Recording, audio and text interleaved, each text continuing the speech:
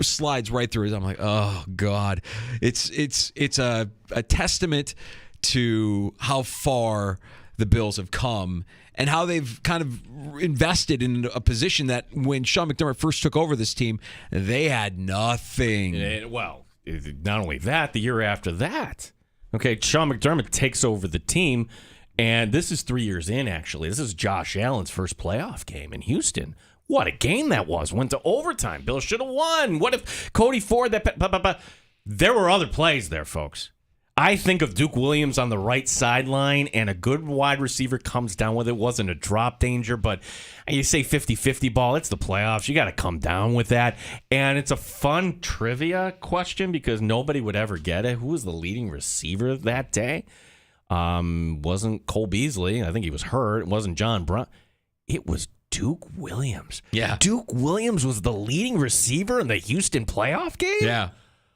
Ugh. Yeah. Oh. We've come a long way. My God. I mean, I think after that, you're like, oh, yeah, we better get ourselves a good wide receiver. Like, let's get a true number one. Yeah, like Brandon Beane. Okay, Diggs. Yeah, first-round pick. Done. Absolutely right. So, yeah, that was a nice reminder. Look, slim pickings on a night where there was no Major League Baseball. There was some, Summer League, NBA. But when I saw CFL football, I'm like, let me just sample this for a little bit just to get a fix. And when I saw Duke Williams drop a pass, I'm like, yes. So that being said, I will give Duke Williams credit because not every NFL player would do this. Like, go work, go find a job, and somebody will find you at some point. Maybe you get that opportunity because in terms of U.S. dollars, what is it? We did the story. 80 grand. Hey, most of us would be like, 80 grand a year. Yeah, sign me up. But like for a professional athlete, that's a little humbling. Mm-hmm. Still to have that hunger and desire. I just want to kind of point that out. Absolutely. And I'm not saying anything like, look, he dropped a pass, and he dropped plenty of passes when he was with the Bills as well. But I do admire the fact that he's still out there. He's still grinding. He's still getting after it, even if it is north of the border. I see that we have a bit of breaking news in the sports bar, some Amerks breaking news. Ow. It really hit me. I didn't know it was coming back that far. And some breaking news is the Rochester Americans have re-signed Brett Murray. Winger coming back to Rochester. I'll take any excuse I can to have some breaking news here in the sports bar. Ow. It really hit me. I didn't know it was coming back that far. John Sterling needs to live to 120. He really does. Kind of keep playing that. He really does. I don't want to ever stop playing John Sterling getting hit with a foul ball. In case you missed it from the game against the Red Sox earlier this year. Now the 3-2 swung on. A pop foul back here. Ow. It really hit me. I didn't know it was coming back that far. Knocks off his glasses. He did. But a true gamer, he stays right in his there. His glasses were askew after he took a foul ball to the face.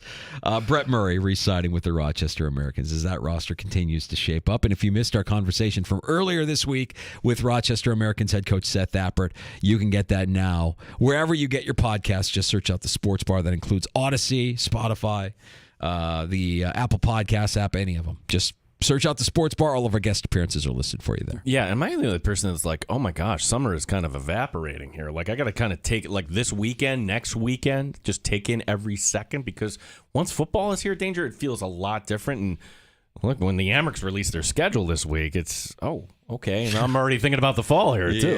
Yeah. We don't want to wish any of it away, but you and I both know here as training camp ramps up that time becomes more of a premium.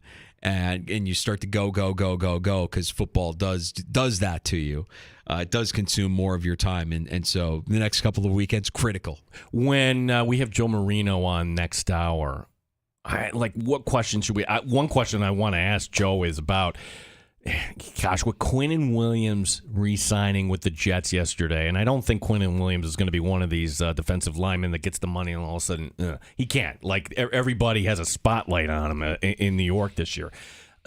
That's a headache. I mean, like, honestly, like the interior of the Buffalo Bills offensive line, it's not sexy. Camp battle number one is middle linebacker, but the interior of the offensive lineman, that's one question I want to put forward to sure. Joe. Yeah, I think the inconsistency that this team has had at the guard position throughout really the Beane and McDermott era, with the exception, I mean, when your best guard has been Richie Incognito since arriving to town. Yeah. Now, that wasn't a Bean signing either. No. So, like, No, it was not. No. So they got to get that right, and hopefully they've got a good enough combination here. So we'll talk to Joe Marino more about these camp battles for the Buffalo Bills in advance of training camp here coming up at 4:25. Next, we will be joined by Thor Nystrom. Our buddy Thor, our superhero of the spread, NFL draft analyst, college football analyst for betting pros and fantasy pros. We go to the land of 10,000 lakes. We'll talk about Kirk Cousins. Wait a second. Before we do that, I'm hitting the sounder. You hit the sounder. I'm hitting this. We have more breaking news. Ow!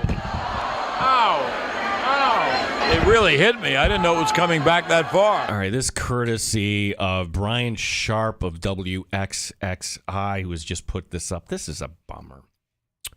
Apparently, the city of Rochester has abandoned plans for the restaurant/sports bar in the Blue Cross Arena. Oh, really? I'm like, come on. Shocking.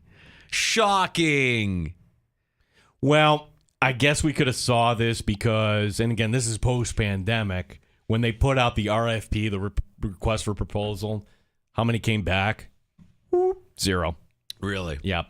So I guess maybe work on some other things before we get to that I mean, point I'll just be downtown. satisfied at this point. I mean, State Street has been tore up for as long as it has now. I'd be satisfied with them just completing that project. Can you complete that project? And then I think maybe that was their design all along. Hey, you can't really be mad that there's not going to be any restaurants or bars at Blue Cross Arena. We just completed the State Street project, the Rock the Riverway project. We just got it done. I mean, I'm sure that'll be lovely and beautiful. Yeah, like in this XXI piece, they have it on their website, and it's the original artist rendering. More proof that artist renderings are just complete BS because they never happen. And there is the Blue Cross Arena with this 2-story glass restaurant, kind of like a 716 what they had in Buffalo. Yeah, well, I mean, as it turns out, the 716 didn't last very long, right? They ended up selling out to Southern Tier. Southern Tier, yeah. So, look, it's a bummer. But, man, I'm telling you, I was driving an out-of-town friend around on Monday night throughout downtown, and it is staggering just how little vibe there is in certain parts of downtown. I'm not going to say anything to upset our friend Mo because I know Mo always has action right there on East Avenue over there by Gibbs Street. He always has people coming in and out, but it's you go up and down Main Street, it's a little sobering. Got to work on things. That's all. Mm-hmm. Thor Nystrom joining us from Minnesota next. He is the draft analyst and college football analyst, betting pros and fantasy pros. We'll talk some SEC football. We'll talk some college football, and we'll talk Kirk Cousins with Thor Nystrom next in the Sports Bar. Danger and Battaglia on the Fan. Odyssey has sports for every fan. Keep up with your favorite teams from across the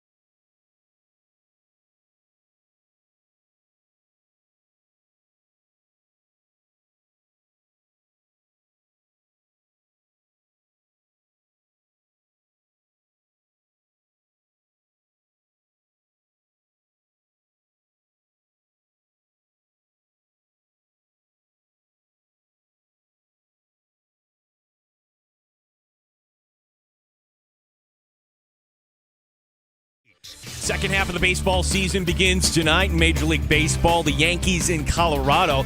Carlos Rodon making his New York debut. The Dodgers facing the Mets. The Red Sox are at Wrigley Field taking on the Cubs. Rochester Red Wings also open up post All-Star break. Wings tonight in Syracuse. Aaron Rodgers, Jets quarterback, not a fan of being on Hard Knocks. One of the only things I like about Hard Knocks is the voice of God who narrates it. Right. Live. I hope I get to meet him. But look, I understand the appeal with us. Obviously, there's a lot of eyes on me, a lot of eyes on our team, a lot of expectations for our squad. So they force it down our throats, and we got to deal with it. Thor Nystrom joining us next here in the Sports Bar. Rochester Americans announcing the re-signing of forward Brett Murray. It's a one-year, two-way contract. Gene Battaglia, the sports leader, 95.7 FM and AM 950, The Fan, Rochester. Straight up with no chaser. You're in the Sports Bar with Danger and Battaglia on the Sports Leader, 95.7 FM and AM 950, The Fan, Rochester. All right, let's go to the land of 10,000 lakes. Beautiful this time of year, by the way, Juno. There are many times where I miss being in the state of Minnesota in the summertime. Yeah. Thor enjoying his summer, I'm sure, but also with his eyes set on what we're just a few short weeks away from college football, the start of NFL training camps. Thor Nystrom, NFL draft analyst, college football analyst at Betting Pros and Fantasy Pros, one of our favorites, joining us now in the Sports Bar. Tell me you have your toes in a lake somewhere, Thor, while you're doing all the work that you're doing here, getting ready for a new season. We've been to the lake a couple times this summer for sure, and the weather is beautiful here. I'm wearing sandals and gym shorts right now, which, of course, you can't do when it flips to the other side of the calendar. So we're enjoying it. Yeah, Thor, I'm just kind of relaxing last night. I'm like, okay, let me start this series. Everybody's been talking about quarterback. And I thought of you and every other Viking fan that is just kind of like in this mediocre middle ground where you're good enough to make the playoffs, but are you really good enough to make a deep run? And I just wanted to get your thoughts here because, my gosh, it seems like they're making Kirk Cousins this sympathetic figure. Yeah, they sure are. Kirk was sort of the star of it. I know Mahomes is supposed to be like the lead guy, but I think Kirk's parts are the most interesting. Maybe I'm a little biased on that, but yeah, you definitely get more of an insight into him, and some of the stuff that frustrates you on the outside looking in, you got a little bit better idea of, as far as like his personality goes and stuff like that. I think he acquits himself pretty well on there. So whoever convinced him to do that show, thumbs up for that person. Thor Nystrom, our guest here in the Sports Bar with Danger and Battaglia. So Thor, we'll see how this all plays out, which, covered the course of last season, going into this season and not knowing where he's going to play next year. What do you think that trajectory is for Cousins? Yeah, I mean, I sort of think this is last season in Minnesota. Cousins wanted to sign the extension, and Kwesi and crew did not want to offer him one. I think that was a pretty clear sign that, obviously they want to keep their options open, but I think they're telegraphing, especially with this sort of quasi-rebuild that they're doing on the fly, competitive rebuild, however they wanted to brand it. I think this team is trying to get a little bit younger, and Kwesi, an analytics guy from Wall Street, course, and everything like that, he knows that the rookie quarterback, getting him on the rookie contract, he knows that's the biggest cheat code in the NFL.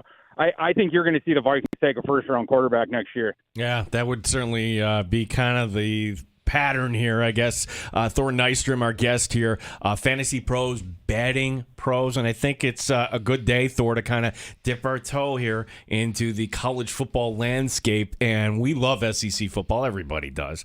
Boy, if I can go back in time, like going back to 2019, nobody heard of Joe Burrow. He wins the Heisman. This is a conference that is so loaded with talent. So, aside from the chalk teams, your Georgias, your Alabamas, in this deep conference, Thor, what value do you have betting-wise if we're going to look at the futures right now as far as teams that could step up in the SEC?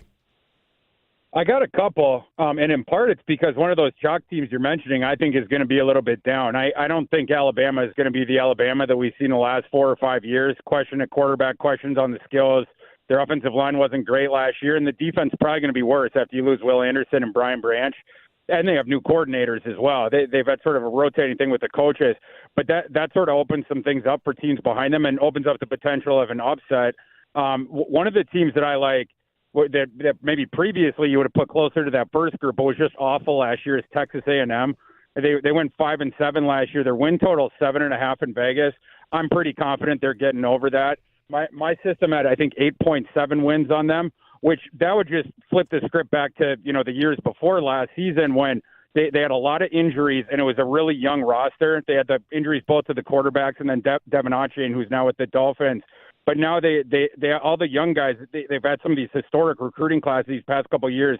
Now they're all second, third year there. And then they bring in Bobby Petrino as the offensive coordinator.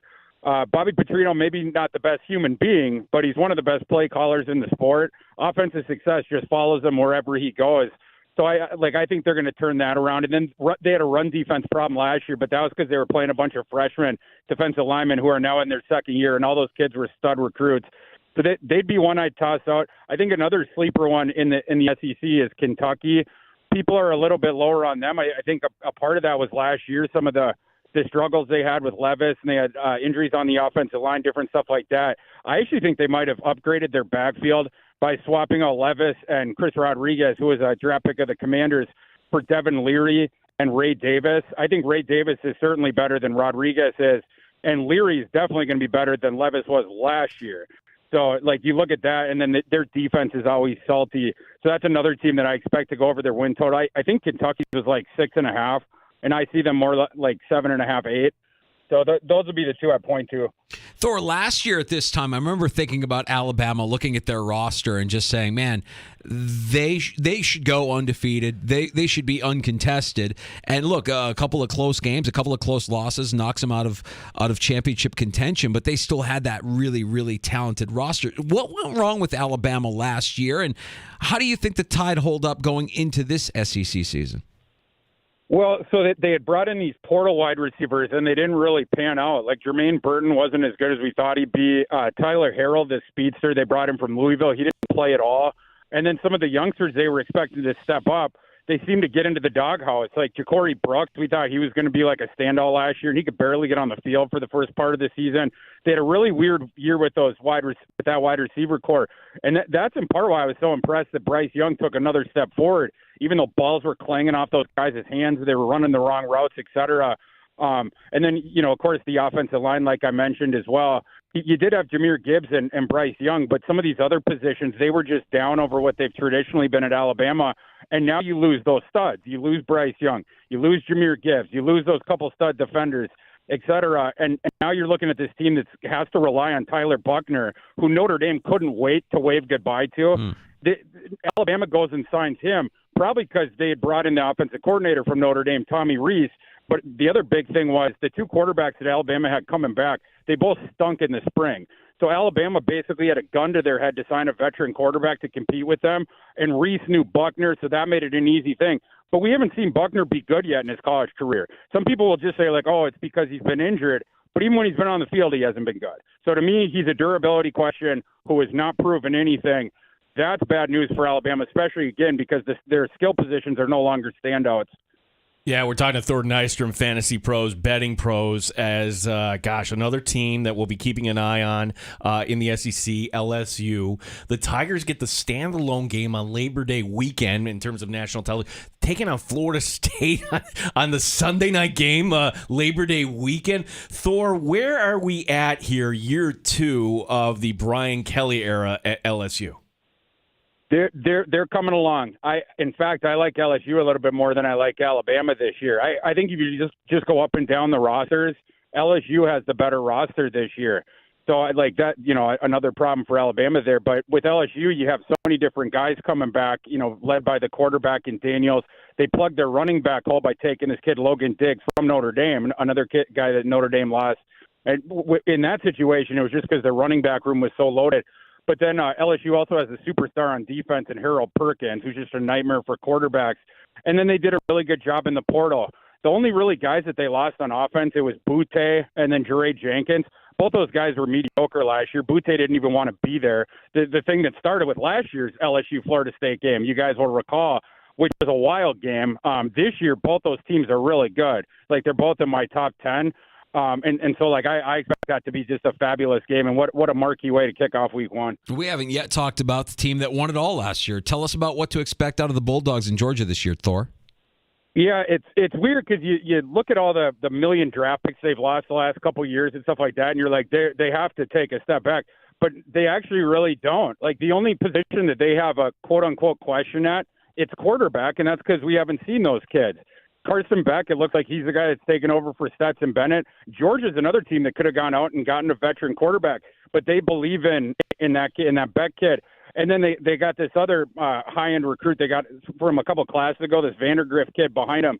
So one of those two kids is going to have to be good for them to win a title again. But, I mean, again, Kirby Smart had the option to go out and sign a guy in the portal, and he's done that before at the quarterback position. He elected not to do it. He sort of earned the benefit of the doubt at this point, and Georgia has one of the best offensive lines and one of the best defensive lines in college football. The rest of the defense is nasty. The receiving core is good. They have the two stud tight ends still, even with Darnell Washington leaving. You have Brock Bowers, and you have Oscar Delp, who's coming up. And the running back room is loaded, too. So, yeah, I mean, they are the favorite to win the title again in three-peat. One of the programs that's kind of, and actually they're in the news today, Tennessee. So the story is this, for folks who haven't heard. Tennessee today fined more than $8 million by the NCAA for various infractions. This goes back to Pruitt as the head coach. It's believed to be the highest fine ever. So a couple, and also 28 scholarships are lopped off, which I don't know. What does that even mean in the NIL kind of era here? You can get around that, I suppose. But, and gosh, I'm wondering, Thor, like, at what point do these, Power 5 or more accurately Big Ten SEC programs say, you know what do we need the NCAA for? But I digress. Tennessee here as a program that's kind of middled along here and hasn't been up to par the last few years. What's their outlook this year? Yeah, they look okay. And my first thoughts on that Pruitt story is I hope Tennessee drops that $10 million off in McDonald's bags like Pruitt used to give to his recruits. I also think the fine should be doubled that Jeremy Pruitt couldn't win with those recruits he was cheating to get. There should be like a little escalator on that. But as far as this year's Tennessee team, pretty solid. I don't know if they'll be quite as dangerous as last year, but I would say probably only like a mini half step back. A lot of that's going to come down to Joe Milton. Joe Milton, a kid who's got all the talent in the world. He might have the strongest arm on planet Earth right now. When you're just talking about throwing a football, it's not just that he has the strongest arm in college football. I think he could probably outthrow anyone in the NFL. Just talking distance, he just has an absolute bazooka. And he's more athletic than people think, too. He does backflips, like in the pregame warm-up, different stuff like that. But his problem's always been reading the field and then making a couple YOLO decisions per game. And so, like, if Tennessee has to put up with him turning the ball over once or twice per game, that's where the equation could start to flip for them in some of these firefights they're going to get into. But last year they had a really bad pass defense. It was the other thing the only thing they really struggled with last year. And they shored that up a little bit with some transfers. So I think their defense is going to be a little bit better overall. The question just comes down to, can Milton be 95% of what they got from Hendon Hooker, just in a little bit of a different package. If he can be, then they can be as, more or less as dangerous as they were last year. But that's the big question with them. Thor Nystrom's an NFL draft analyst, a college football analyst for betting pros and fantasy pros. And Thor, while we have you, fantasy pros, we can talk a little fantasy football with you, can we not, Thor? Absolutely. All right. So here's the team that, for whatever reason, is in my head as I'm heading into draft season here for fantasy football, because I'm curious to get your thoughts on a player who I know is being kind of undervalued in mock drafts right now. But the last time we saw him play a full NFL season, he led the league in passing yards. Do we expect Deshaun Watson to return to form? What do we think about the Cleveland offense in fantasy drafts? I don't know if I could say back to his peak Houston days, because between the layoff and then, of course, what you seen last year and stuff like that, I just don't know if you can get back after missing a year of football. It's interesting. That used to be sort of a death knell as far as the NFL draft process goes. Like when a kid had missed the year before, you remember Maurice Clarett and Mike Williams tried to jump into the draft, and then they hadn't played in a year and different stuff like that. There's been a little bit less, of that recently because of the COVID season. There were some guys that didn't play, and they've turned out to be just fine. Jamar Chase, different guys like that.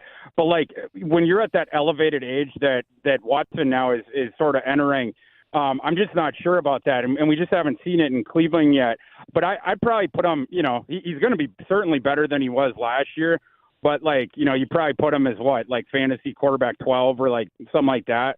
I don't know if I could go too much higher. Yeah, we've got a lot of stories that still have to play out here in terms of where they would fall. And, a couple of them, Thor, the running back position, like when it comes to Saquon Barkley, when does he get into camp? When does Josh Jacobs get into camp? Also, what happens with Dalvin Cook here? Like, what will it be his value in terms of, okay, if he lands on this team, I love it. Like, your thoughts on Cook and the running back position in some of these unsettled situations? Yeah, well, Cook, we're all rooting for him to go to the Dolphins, anyone that plays in fantasy, because I think that's the best situation for him. Of course, your neck of the woods, it's also been discussed, him, uniting with his brother there in the Buffalo backfield. Maybe that one wouldn't be quite as good for his fantasy prospects, but, maybe okay. And then there's also, I've heard some whispers around town here that the Vikings are still actively checking in with him. It sounds like Dalvin's, of course, not happy that he got released. And so he's basically, I think there was a report by Boomer Esiason or something like that said that the Vikings had the highest offer on the table right now for Dalvin, but that Dalvin was using that, with other teams to try to get them to bid him up a little bit more. But yeah, like I got Dalvin really late in the Scott Fishbowl draft. I did the live Minneapolis draft last weekend, and no one wanted to touch Dalvin Cook with a 10-foot pole, so I got him in like round 8 or 9 or something. At that point, it was just like you throw your hands up. You're like, okay, because he's like RB like 30 or something like that. But yeah, it is going to depend on the landing spot. I think the Dolphins would be the best for his fantasy prospects. So how did managers in that draft that you were in Minneapolis deal with Saquon Barkley? Did they wait? Do they proceed with confidence, thinking, oh, he's definitely gonna play this year? How do you deal with a Jacobs or a Saquon where there's uncertainty right now if you're entering a fantasy football draft? With me, it's you're just seeing if you can get them at a discount. Can he fall into your price point or whatever? In some of these leagues, yeah, all the owners are going to be skittish about a certain guy, or in the instance of Saquon, maybe that kicks him out of the first round because the other owners are skittish, and then you can be in a position to get him on a value. Certainly wouldn't buy him at cost if there wasn't the question surrounding him. But like if you can get him on a little bit of a mini discount, maybe hop the other guys in the league for him. That's sort of how I view those guys. But yeah, I mean, Saquon, if he's playing, he's a top 5 back. Yeah, certainly the rookies. I know Robinson, number 1 rookie. He'll help some team. But at the quarterback position, I am fascinated how Anthony Richardson, how his skills are going to translate here in the NFL. And seemingly, like the Colts are saying, hey, kid, get out there. So, like, I don't care if he throws, 25 interceptions, Thor. I think he's going to throw a lot. I think he's going to run a lot. But how will that help a fantasy team? Your thoughts on Anthony Richardson and the Colts? Well, yeah, I mean, no matter how bad he is at passing, he's going to help your fantasy team because of those rushing stats. Like, you look at the rushing quarterback, the elite ones that we've had over the last 20 years or so. There's only a couple names you can put with them in that metric. It'd be Lamar Jackson, Michael Vick. And he's a different one than those guys because he brings the load. He's basically a more athletic Josh Allen just in terms of that, right? Like, you have to fix his passing, although some people would say you had to do that with Josh Allen too, and of course that worked. But it does seem like the Colts are going to throw him in early. That's what Jim Irsay said. Some of the coaches have said that. Like, they want him out there right away. They haven't named him the week 1 starter yet. I don't think you could do that till Gardner Minshew. You want to at least have the quote-unquote competition. But, yeah, we're going to see him early. And, to the people out there that are like, well, Anthony Richardson wasn't that great last year in the SEC. He's not going to be a good starting quarterback in the NFL next year. No, but I think that's part of the plan. If you're the Indianapolis Colts, you're not winning a Super Bowl next year. You're not winning your division next year. Toss out Anthony Richardson, go 4-13, put yourself in a position to draft Marvin Harrison Jr., the legacy kid. Bring the son of the legend back to Indianapolis, hook him up with Anthony Richardson. The Colts don't want to have a good record this coming season, so you're going to see Anthony Richardson early and often, I think. Thor, amazing as always. Let us know a little bit more about the work you're doing at Fantasy Pros, Betting Pros, and what we can catch up on here before we get into training camp. Yeah, so we just started up our win total series where I go through all 133 teams in the FBS. I have a system that spits out a win projection for each team, compare that to the Vegas number, and then I give my bet on it, do a little write-up on every team. So you can check that out on Betting Pros. And then you can find me at ThorKU on Twitter. Thor, appreciate it. Enjoy some of these summer weekends while we still have them, and we're certainly going to be taking in a lot of your content as we get closer to college football and fantasy season. Really appreciate the time today. Thanks so much, boys. I always love talking to you. You got it. There he is, Thor Nystrom, one of our favorites.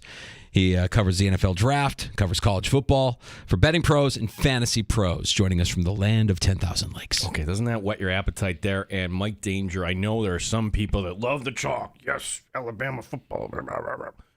Wouldn't that make the SEC so much of a better place if Alabama was just down a half step and it opened the door for some other program? Well, sure. I mean, is the AFC East more or less exciting when the New England Patriots are winning it every single season, right? Of course, you want to see those heritage, consistent dynasty programs take a punch in the face and come down to earth a little bit from time to time. It would be fun. But I'm worried that it's not Alabama that you should be talking about, that rather it's Georgia is like the perennial team that now in the SEC is, I mean, like they are and have been legit. To me, that's a given. It's also a given that the SEC is so good that like something would really have to go wrong not to have two teams in the playoffs. I don't want to root against anybody, but I have such a hard time rooting for. It's a great night to be a Tiger. I'm here with my family. I mean, I hear what Thor is saying. And the moment he got announced as their head coach, I'm like, oh, God, they're going to be good. They're going to be a contender in the SEC. He's going to turn them into a contender, and I hate it because he's such a fraud. It's a great night to be a Tiger. I'm here with my family. Oh, God. LSU. They're going to roll Florida State. LSU. Night, right? Yeah. Oh, no. Yeah. All right, we got some takes on tap next in the sports bar. It's time for I'll Drink to That. Happy hour right around the corner here at 5 o'clock. And we got Joe Marino from the Locked On Bills podcast joining us here in just under an hour as well. Stay in the sports bar. Danger and Battaglia on the Fan, Rochester. Odyssey has sports for every fan. Keep up with your favorite teams from across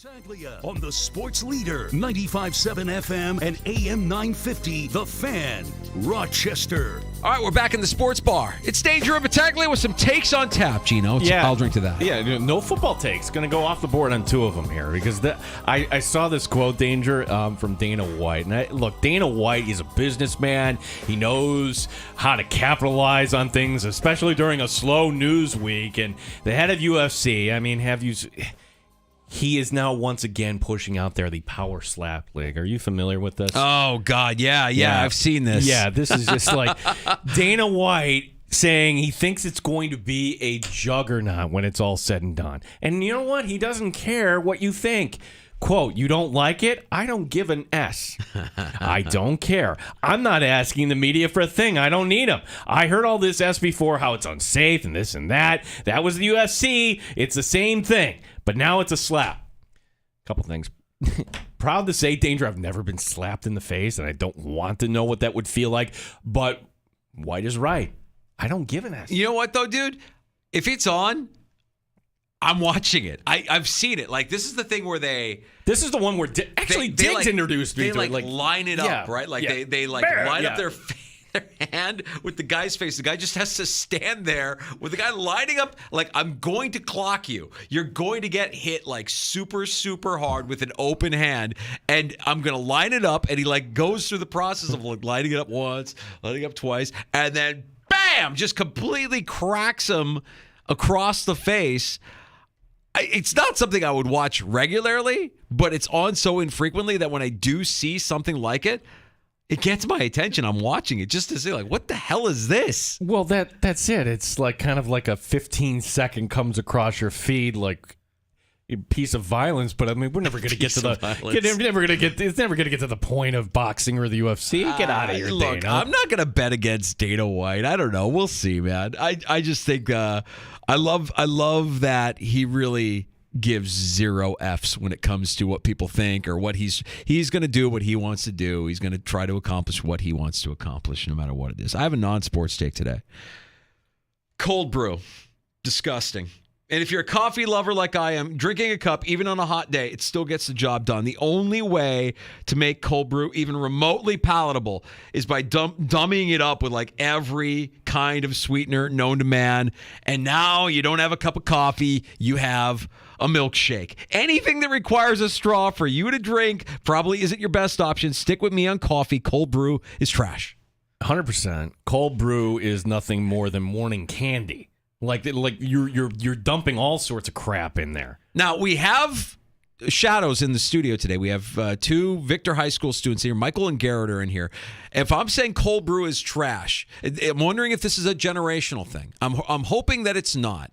You guys might not even be coffee drinkers. Not even at all. No. Okay, so no cold brew in your life? Nothing? Not a big coffee. No, not a coffee. No. Good. No, horrible habit. Don't get into it. No, but honestly, like in high school, I was not either. No, but there are people in high school now, like high school age, like I gotta get a cup of coffee. I gotta get my Starbucks. Right. Yeah, Let me throw in this cream or sweetener, whatever it is, flavored sweetener. Have you ever looked at the ingredients on that stuff? You could probably strip paint off of a board with some of the stuff that they have in those sweeteners. So, like, next time you go into the diner and they have a little cup of cream, how long has that been sitting in there? You really think that's healthy to digest? I don't know. I mean, Reagan was president, but I could probably, get away with it if I put enough coffee with it. Listen, around this time yesterday, our buddy Evan Shue came in. Like, he was dishing takes on the Women's World Cup, how the world has gotten a lot smaller, and this is something we're going to be paying attention to coming up in a few weeks. Look, the fact is the United States is no lock. And Vegas, all right, they don't believe that, though. Okay? They're the clear favorite here. United States plus 225. England plus 375, Germany plus 650, Spain plus 700, France at plus 800. Look, I'm not going to tell you or give you the take that one of those teams will win. I don't know. But I'm going to tell you this.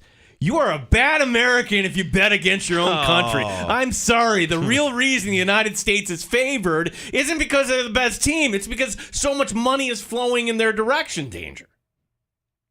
I'll bet Team USA at plus 225. Because you're a good American. I like that. I'll take that. Baseball's back tonight too, by the way. Step away from the baseball, Mike Danger. All right, a couple. Because FanDuel's offering, Santa Chuck is offering a 50% boost today on FanDuel. So I'm gonna sprinkle a little on the Red Sox and Cubs under 5.5 runs for the first 5. All right, how about that? That's not quite a 6-pack. I'm not going to give you a 6-pack. Baseball has absolutely destroyed me in the first half. I'm going to rally strong in the second half of the season here, Gino. Lana. What? Danger zone. To Q. Yeah, so this is going to be one of the series I'm going to be watching this week. First up at 6 o'clock, San Diego and Philadelphia. Do you remember that was the NLCS? Yeah. This was Good Morning San Diego. Danger, were you not paying attention? How did the Padres not win with this song? Philly going down to yellow and brown. That's what's in. What is this? Padres on the loose. Let's go, Goose. That's what's in. What is this? Bryce gonna lose and Manny's gonna cruise. That's what's in. Seriously, what is this? Give Philly no slack and send them back. That's what's in. Dude, what is that? That is a bunch of Padre dads doing a rap on Good Morning San Diego. And you know how Philly Twitter is. Oh, my God. Once they got ruthless a hold of that, it was over. And that was pretty much it for the Padres. Adios. And, the Phillies ended up cruising. But you can't. No. You honestly, was that live? Did they do that live or was that pre-recorded? No, that was live on Good Morning San Diego. Did they think that was a good idea? Going into it, like, we're going to do a live hit. We've got this really dope rap we're going to drop on the Phillies. They have no idea what they have coming. They're going to stay down when we... Yeah, and the rest of the rap goes, send Philly back. So, and, they really thought that this was going to kind of galvanize. And they are, like, the daddiest of dads. Like, it's you and me and, like, maybe 3 other people that work in this building. That's what they remind me of. Like, just regular dudes that are just schleppy dads. They're wearing their...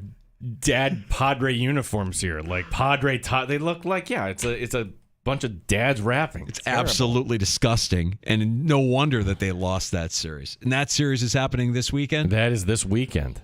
The Padres, one of the question marks. Go ahead and bet Philadelphia, just knowing that this is still out there floating around the universe. It's terrible. Joe Marino from the Locked On Bills podcast going to join us in a few more next in the Sports Bar. Danger and Battaglia on the Fan. Nothing like spending a day at the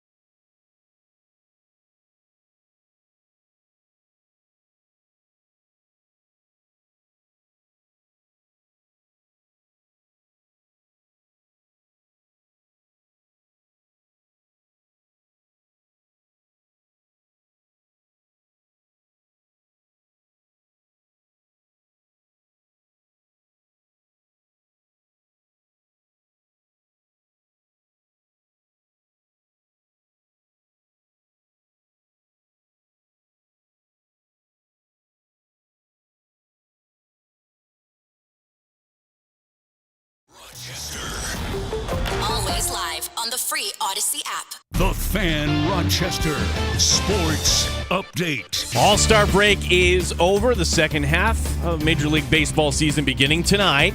Yankees beginning in Colorado as Carlos Rodon will make his New York debut. Dodgers are at Citi Field against the Mets. The Red Sox open up at Wrigley Field against the Cubs. Meanwhile, the Rochester Red Wings will have an old-fashioned 3-game series that'll be taking place in Syracuse beginning tonight. Rochester Americans, a little bit of news from the hockey team today as they announced the re-signing of Brett Murray. It's a 1-year, 2-way contract. Sports is brought to you by GetMyPerks.com. Save half off to $6.50. Wood-fired pizza at its best. 2 locations, one in Victor and one in Sodus. For this and other great deals, log on to GetMyPerks.com today. Gene Battaglia, the sports leader, 95.7 FM and AM 950, The Fan Rochester.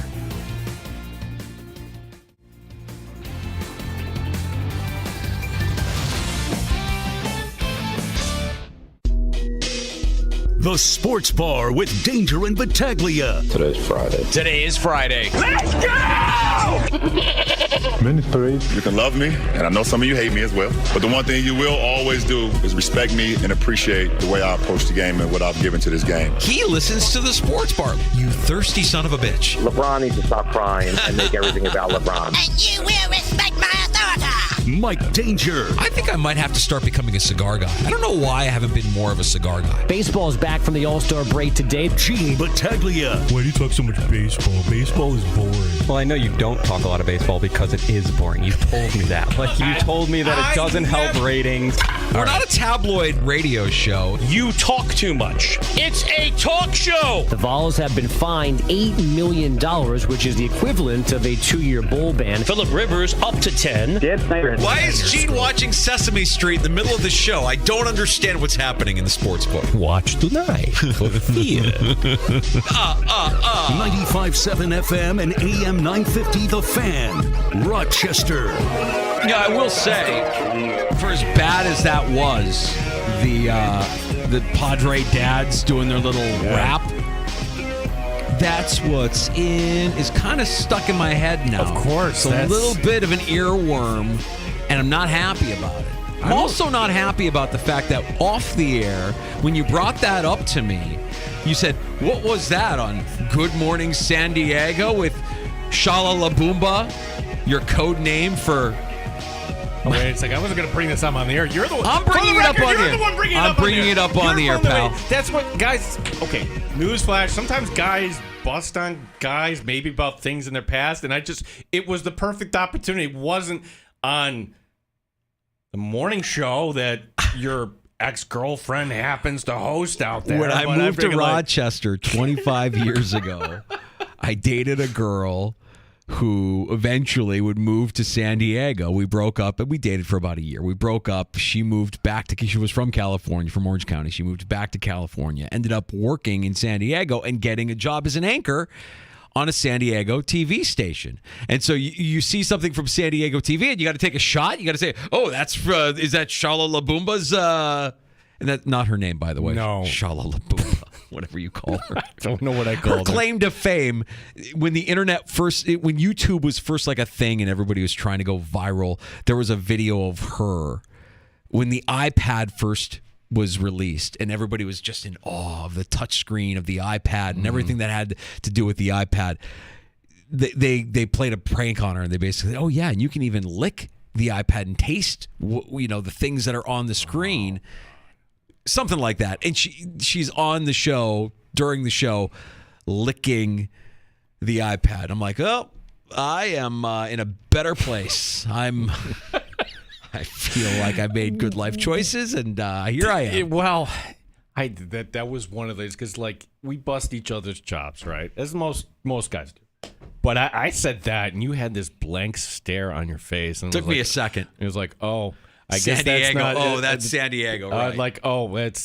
It's not somewhere where I can go here. Okay. No, it's fine. It's fine. It's a joke. But me and my wife joke all the time about our exes before we did, because her ex actually is also a TV anchor. He's a national news anchor from SUNY Brockport and went on to CNN. I don't know if he's still with CNN or if he's with MSNBC now, whatever the case is. Like, he's done just fine for himself as a national political correspondent or whatever his title is. And, we don't talk much about Shala Labumba, but she's done just fine for herself as well. We can't be angry, can't be spiteful. It's in the past. We move forward. My family thought it was weird, by the way. We went to vacation in San Diego, and I remember, let's turn on Channel 5, kids. And like, why? I'm like, let's watch Shally. How do you know her, Dad? Oh, I don't know her. I'm taking screenshots, sending him the danger he's not responding. Well, she was on, right? You actually saw, yeah. No. Oh, yeah, and, it was that fake morning. Like, ugh. No offense to anybody who does morning TV. I feel like I'm okay. I feel like I'm, she did fine. I did fine. It was 1 year of my life. It was me new in a town, learning my way around, and that was that. You move on. And all right, I won't do that anymore. That's what's in. Scott tweeting us at the Fan Rochester if you want to engage with us on Elon's Twitter. Hard take on the cold brew. Scott, I take it seriously. Anything that you need a straw to drink probably isn't something you should be drinking. Now, that's it. I love a good milkshake.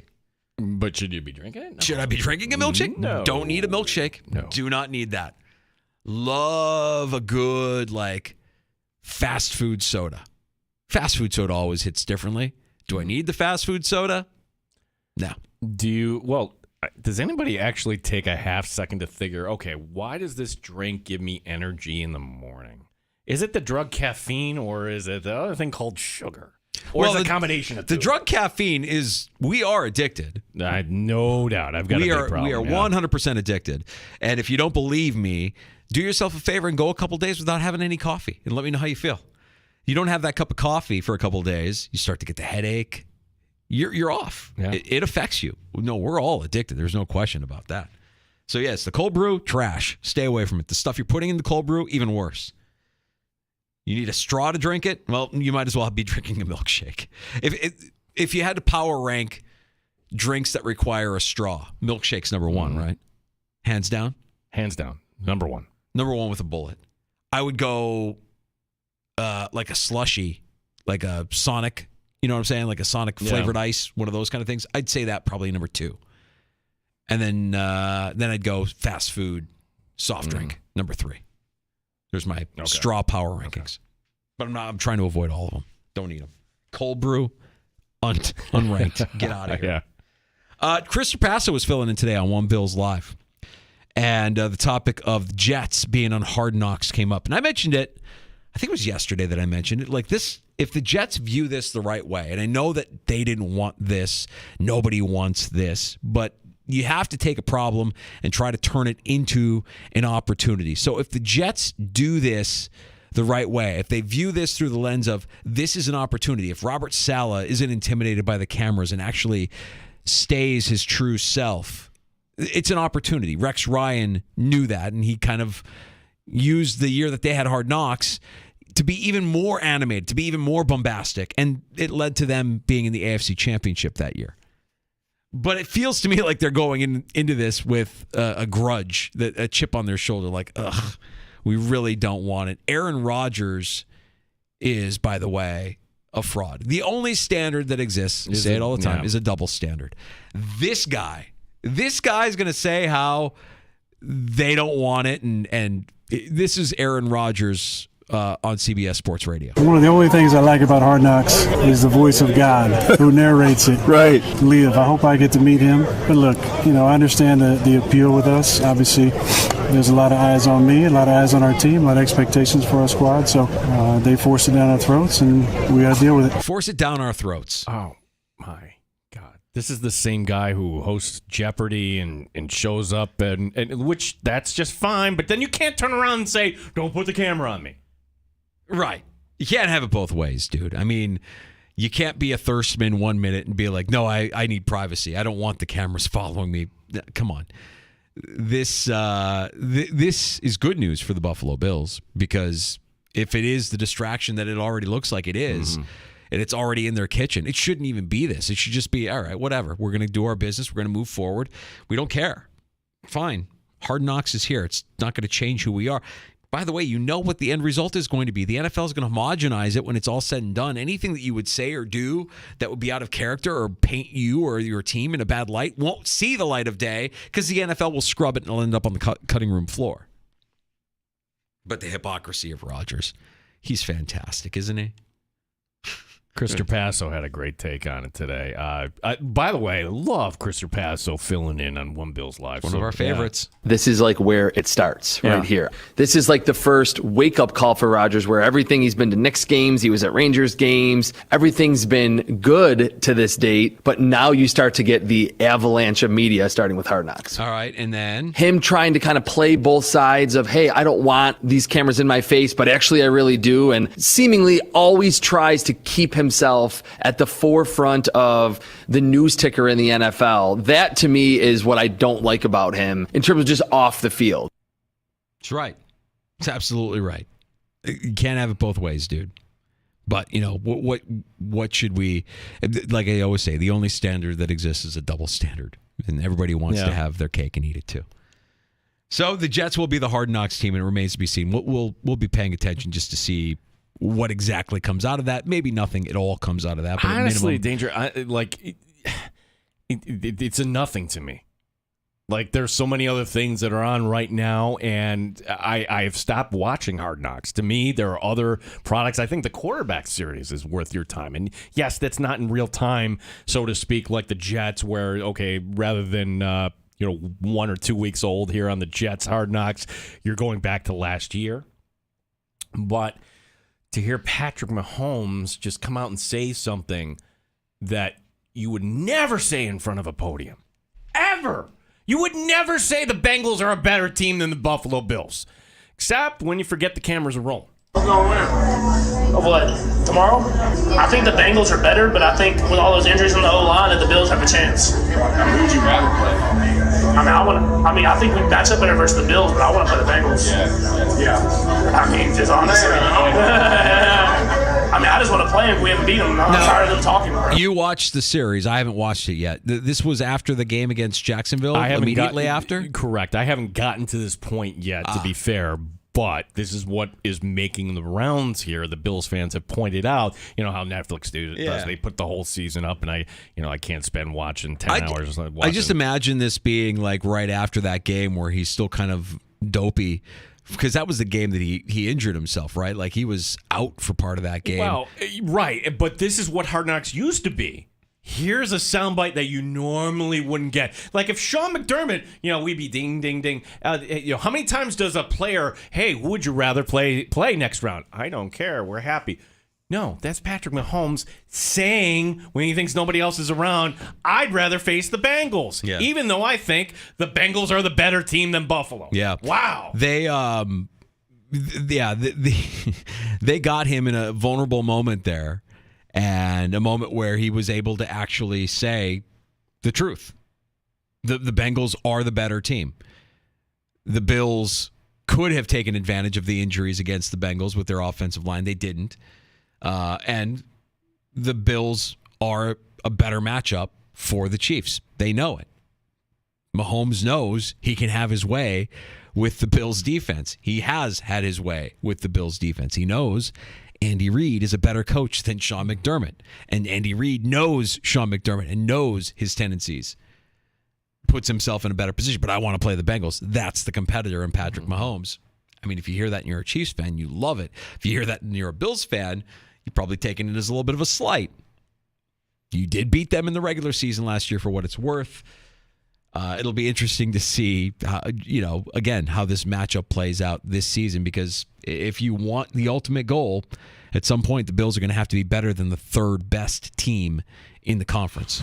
Wow. It's a reality. Cincinnati's ahead of Buffalo on the ladder. It all starts with Bills training camp, which is now less than 2 weeks away. We're talking about Wednesday, July 26th at St. John Fisher University. We've spent a ton of time talking about the matchups and the different positional competitions that are going to be happening. Who's going to win the linebacker positional battle. Who's going to win the interior offensive line, corner 2? So many different positional battles at camp. And when we want to dissect these camp battles, let's talk to Joe Marino from the Locked On Bills podcast. And Joe does a lot of great draft work, knows all these prospects as they're coming in. Osiris Torrance, could we see him week 1 on the Bills offensive line, starting a rookie guard? Well, let's see what Joe Marino of the Locked On Bills podcast has to say. We spend some time with him next and preview Buffalo Bills training camp from St. John Fisher University here on the Sports Bar with Danger and Battaglia, the Fan Rochester. Odyssey has sports for every fan. Keep up with your favorite teams.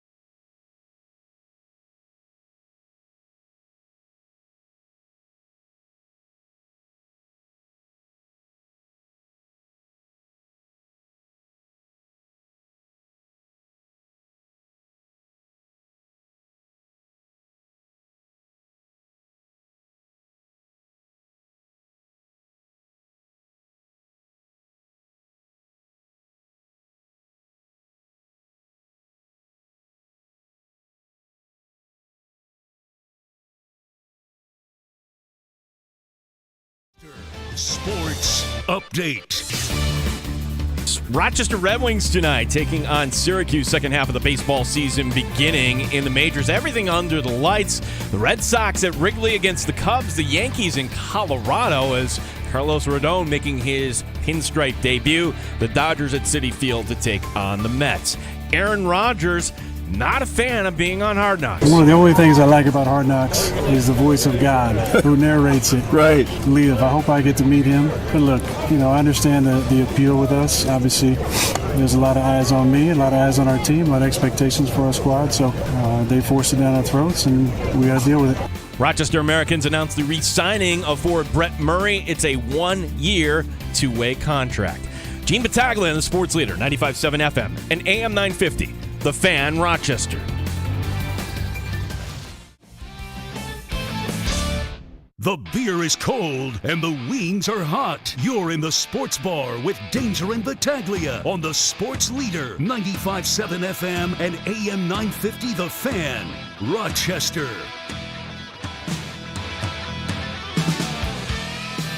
Hey, welcome back into the sports bar. It's Danger and Battaglia, now less than 2 weeks away from the start of Buffalo Bills training camp at St. John Fisher University. So we welcome in the best and the brightest that are covering and talking about the Buffalo Bills, including the host of the Locked On Bills podcast, Joe Marino, here in the sports bar. I know you're fired up for training camp just like we are, Joe. I'll tell you what, I really am. It's going to be nice to get my eyes on some new football, right? I've been spending the summer studying the old stuff. Ready for some new stuff, and it's here very, very soon. Yeah, seriously. And kind of one of the, not really deep in stories here in the NFL, but one story from this week. The Jets re-upping here, Quinnen Williams, and it kind of brings into focus, all right, the Bills have some questions on the interior of their offensive line. And I know fans like to talk about the wide receiver and talk about middle linebacker, but in your opinion, just how important are those left guard, right guard battles going to be for the Buffalo Bills offense this season? Yeah, I think it's absolutely huge. And if there's a black eye on Brandon Beane's resume of being an outstanding general manager for the Buffalo Bills, I'd point to the guard position where the Bills haven't had the same primary starting left guard or right guard in consecutive seasons since 2016 and 2017, where you had Richie Incognito and John Miller. Every year since, it's been a revolving door of options, and it gets pretty concerning when you consider how many misses there's been along the way, whether that's been Brian Winters or the one-year disaster that was Roger Saffold, trading away Wyatt Teller, which turned out to be a mistake. You committed to Quentin Spain, and then that fell apart very, very quickly. The Bills have just had no consistency at either guard position, and you'd like to think between handing out a 3-year, $22+ million a year contract to Connor McGovern to play left guard, which was the biggest contract you handed out to a free agent this past offseason, in addition to Osiris Torrance as a second-round pick, plus Ryan Bates, who's been around, plus David Edwards, who's an experienced starter with Aaron Cromer from their time together with the Rams. You feel like they've got the right mix and a good amount of options here to get this solidified, but it has absolutely been a problem for the Buffalo Bills really since Beane and McDermott took over. Joe, Torrance is the one that has my attention. The second-round pick that could have been a first-round pick. I know you watch these players and these prospects very, very closely through the draft process. So what did the Bills get with Torrance when you look at his numbers and the idea that he doesn't give up sacks when he's in pass protection? Is this a guy that, if he shows up in camp, should be your week 1 starter? It's a really interesting question. I like Osiris Torrance. Big dude, right? 340-plus pounds, 6'5", really physical guy that can create displacement in the run game, and he is just a firm dude in pass protection just because guys aren't going through him, right? You got to really get to his edges and win with speed against Osiris Torrance. Here's my concern is I don't know that he's a week 1 starter. It doesn't feel like there's a lot of momentum for that right now. When you listen to those who have been at OTA practices, it seems like it's kind of Ryan Bates. It's his job to lose.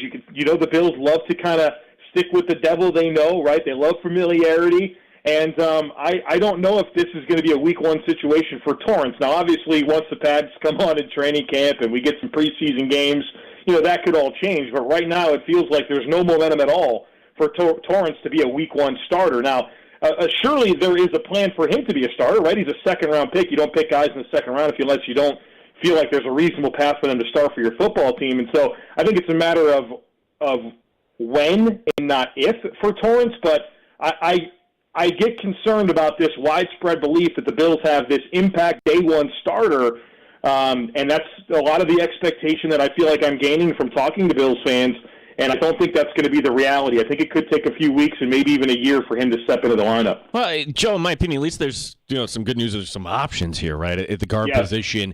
At the tackle position, now Spencer Brown is not in danger of losing his job, but I'm just wondering, have we scratched the surface with Spencer Brown, or really is that the best we've seen here these 2 years? Well, I think there's a lot of room for Spencer Brown to be a much better football player than he showed so far with the Buffalo Bills, and I think his journey's been a good one for him, but also challenging in terms of getting ready to play offensive tackle in the NFL, where you go back to high school, he plays tight end for an 8-man football team. He goes to Northern Iowa, plays 2 seasons of right tackle, and doesn't play his last season because of the COVID and the FCS level. The season was canceled.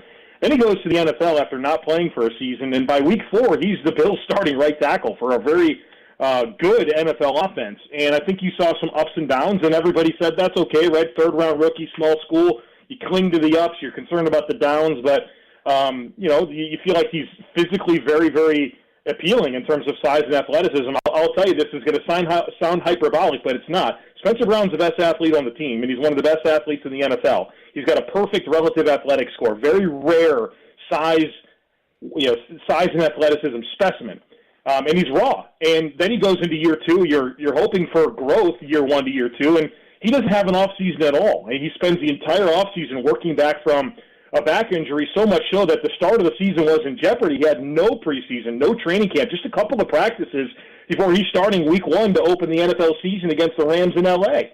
And so it was a bumpy season for him, but you kind of look at the context and you say, yeah, it would be tough for anybody to step in and play good football under those circumstances. And I thought he did play better down the stretch, and it's a critical year for Spencer Brown. Him realizing his ceiling this year would be huge for this football team in general, not just the offense. It's one of the key factors that could swing things for Buffalo, but he's got to play better. He's been inconsistent. There's reasons for it. He's supremely gifted, and it really needs to come together in his 3rd season and in his 2nd season with O-line coach Aaron Kromer. We're catching up with Locked On Bills podcast host Joe Marino in the Sports Bar. Danger and Battaglia. Joe, we've lost Tremaine Edmunds, and I think there's a big question as to who could possibly replace Tremaine Edmunds. Terrell Bernard, drafted last year in the 3rd round. You have Terrell Dotson, who's still hanging around, and Dorian Williams, who they invested in this year in the draft. How do you see this linebacker position playing out here during camp, Joe? Fascinating to find out. You got, like you mentioned, the 2 recent 3rd-round picks in Terrell Bernard and Dorian Williams. And then you have Tyrell Dotson. And I don't know that people want to acknowledge Tyrell Dotson, but he's been around for a while. He's been with the Bills since 2019. And that's a lot of time on task with McDermott, with the guys. And like I talked about earlier, you just kind of feel like the Bills are a team that's going to lean into familiarity. And so for as intriguing as it would be to play one of these young players, I really do feel like we have to be mindful of Tyrell Dotson having a real shot at winning this job. Now, where I think you lose something with Tyrell Dotson is you don't get the athleticism and the coverage range that you would get in either Terrell Bernard and Dorian Williams. But in Tyrell Dotson, you have a player that can play downhill better into the line of scrimmage, and certainly a big part of that middle linebacker role is the communication and having the green dot on your helmet and calling the plays and making sure that the entire unit is on the same page. And that's a big ask for a year 1 or year 2 player in Williams or Bernard. And so you could see Dotson as a guy who's been around and been exposed to that stuff for longer, really having a chance at this. I'd love to see them go with the young player and go with the upside and get some more athleticism on the field. But I am not quick to dismiss Tyrell Dotson in this race. Joe, one young player I'm keeping an eye on here, and I think when you look at the wide receiving core, you know what Diggs is certainly. Gabe Davis, we know what he is, and he's in a contract year, and that's great. He's going to have to be on his best. What do the Bills have in Khalil Shakir? Where is his ceiling? Is he somebody that could step in and say if Davis ends up leaving, could be a number 2? Or is he more bottom of the end here in terms of the core here? Just curious to get your thoughts on what you saw year 1 from Khalil Shakir. I'm a big Khalil Shakir fan, and that goes back to my time watching him at Boise State. I had a day 2 grade on him, thought he was an absolute steal for the Bills in the 5th round. And, one thing that I do when I grade prospects is I grade them the same way every single year on a numerical scale, and I consider different traits. And so year over year, I compare prospects to, different classes. And I can tell you that Khalil Shakir, if he would have been in this past wide receiver class, he would have been my 7th-ranked wide receiver. I think very highly of him. And I thought last year, obviously, the volume wasn't there, just 10 catches, but he was on the field for 30% of the snaps, which I think is a healthy amount of volume for him to be out there. And I know he only caught 10 passes, and a lot of that only came in a couple of games. Certainly the Pittsburgh game stands out.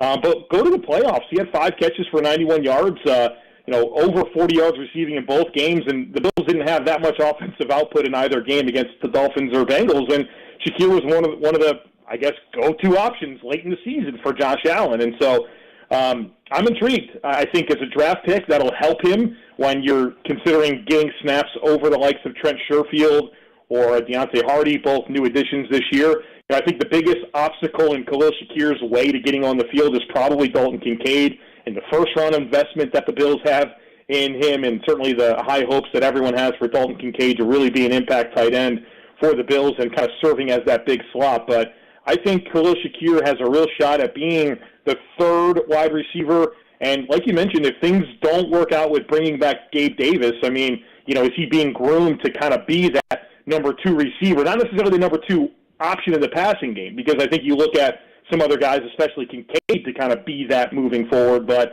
I think there's a path for Shakir, and I think that he's got that Bills DNA, a process guy. I think he's got a chance to be a really good player. He's a very versatile guy that can play inside and outside, run routes. He's athletic. He's got good size, competitive. There's a lot to like in Khalil Shakir. Joe, the world has changed a lot since January 2nd. It feels like it was just yesterday. Damar Hamlin remains on our minds, and we love seeing him back on the field, but we want to be realistic about expectations. We know that Hyde and Poyer are going to be back. We hope that they're able to stay healthy, something that plagued them a little bit last season. Tell us about Hamlin, what you project for him this upcoming season, and also the addition of Taylor Rapp and how that might actually push Hamlin down the depth chart some. Yeah, I think it's a complicated situation at safety, and certainly we're all continuing to root for Damar Hamlin, and just how great of a story that is, and the fact that he's alive and been cleared, and he's wanting to play, and the team is supporting him. It's all phenomenal. And I mean, this guy is probably going to be the comeback player of the year for the NFL if he makes the team. But I do think it's pretty complicated. You mentioned, of course, Poyer and Hyde. That's where the conversation starts with Bill safeties, but I think Taylor Rapp's going to have a role for this football team, in sub packages and really get on the field and potentially succeed either Poyer or Hyde next year, and kind of gaining a very important onboarding year to do that this year. And so there's 3. You're probably only going to roster 4, maybe 5 safeties. And now you get into this mix of Damar Hamlin. You get into Cam Lewis, who is 4-phase special teamer, can play in the slot, can play outside at corner and safety, started games last year at the position. You still have Dean Marlowe. Jared Maiden's part of the mix. He was on the roster the last several games of the season last year. They signed another veteran in Zane Anderson who provides special teams. There's a lot of competition. And, if the Bills are reluctant about Damar and being able to get on the field and, if you're going to be one of those 53 that make the roster, you got to be able to dress and the team feel good about you playing. And if there's any delay or hesitation with anything, the Bills do have a lot of options. And it could be a little bit more competitive than we want to acknowledge in terms of that depth at safety. Joe Marino, Locked On Bills podcast. Buffalo Bills training camp begins for everybody to check out on July 26th. So, Joe, I don't want to phrase the question, who's going to get cut, because, honestly, it's such a cruel business, the NFL. We're going to have talented players that are not going to be on the final roster. So when you look at this roster and some veterans, is there a veteran or two that has to step up big, in your opinion? Some are looking at the defensive line, say, for instance, with all the talent that is on there in the back end. Maybe somebody's going to be left out. Yeah, I think there's a ton of competition all over this roster, and it's going to be tough for some of these vets in some of these spots. I mean, I do look at the defensive end situation, and, between Shaq Lawson, Boogie Basham, Shane Ray, I don't know that there's a spot for all 3. There might only be a spot for one of them. I mean, a defensive tackle, the Bills keep typically 4. Well, you have Oliver, you have Daquan Jones, You have Jordan Phillips, Tim Settle, Poona Ford. One of them is probably not going to make the team. And so there's a lot of competition. You can go to really the whole offensive line where the numbers get really, really complicated. I'll tell you what, I think this is the most competitive top-to-bottom roster that Brandon Beane has assembled. The position battles, not just for starting jobs, right? We're going to talk a lot about cornerback too, linebacker, right guard as competitive spots, but when you talk about those last few spots on the roster at every position, there are several candidates for them, and Brandon Beane and Sean McDermott have a big job ahead of them to really evaluate what they have and try to keep the right 53. Yeah, last one for me, Joe. And you're talking about cornerback 2. Can we talk about cornerback 1 as well? Because last year, coming back from the ACL, that's such a tough injury. But that is a position where sometimes the skills do kind of diminish quickly as compared to other positions. What are your thoughts here on Tre'Davious White and the potential that he can get back to being the Trey White of old?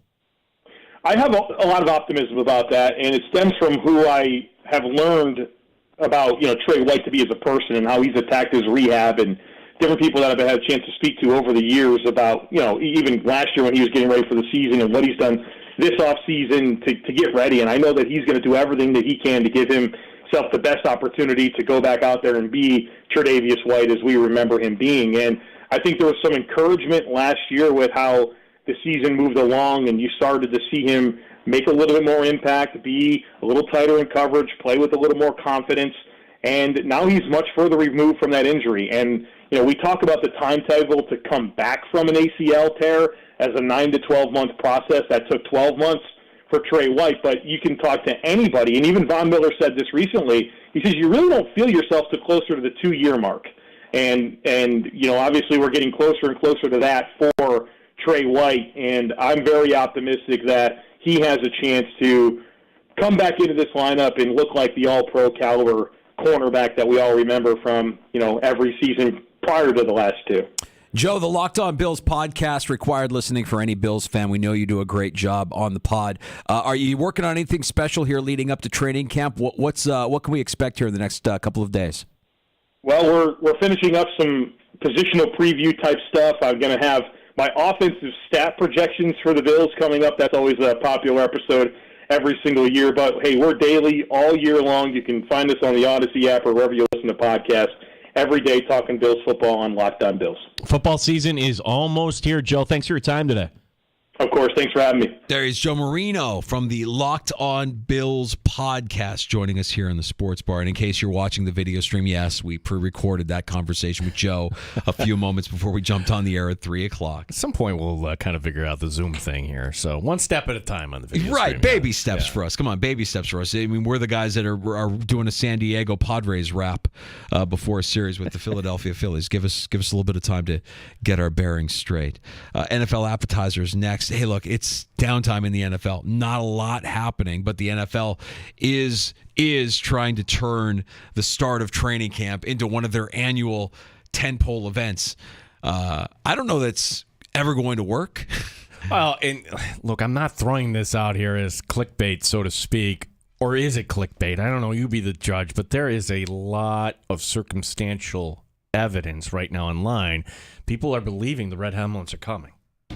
The red helmets are coming. We'll get into that here. Some hot uniform talk on deck. Summertime.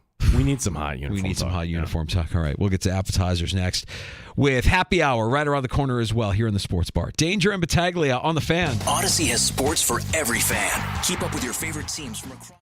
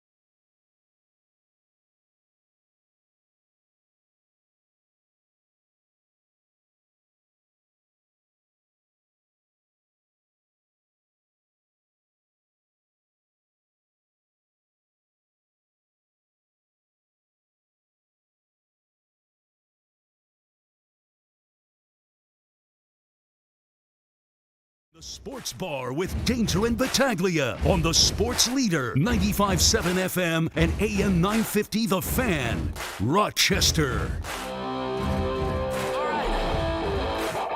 All right. Back in the Sports Bar with Danger and Battaglia. It's NFL appetizers, and it's slow. Everybody's off in the NFL. They're enjoying their time, the little bit of time off during the year that they actually get. This happened 2 years ago, and I know that what the NFL is doing. I see them working.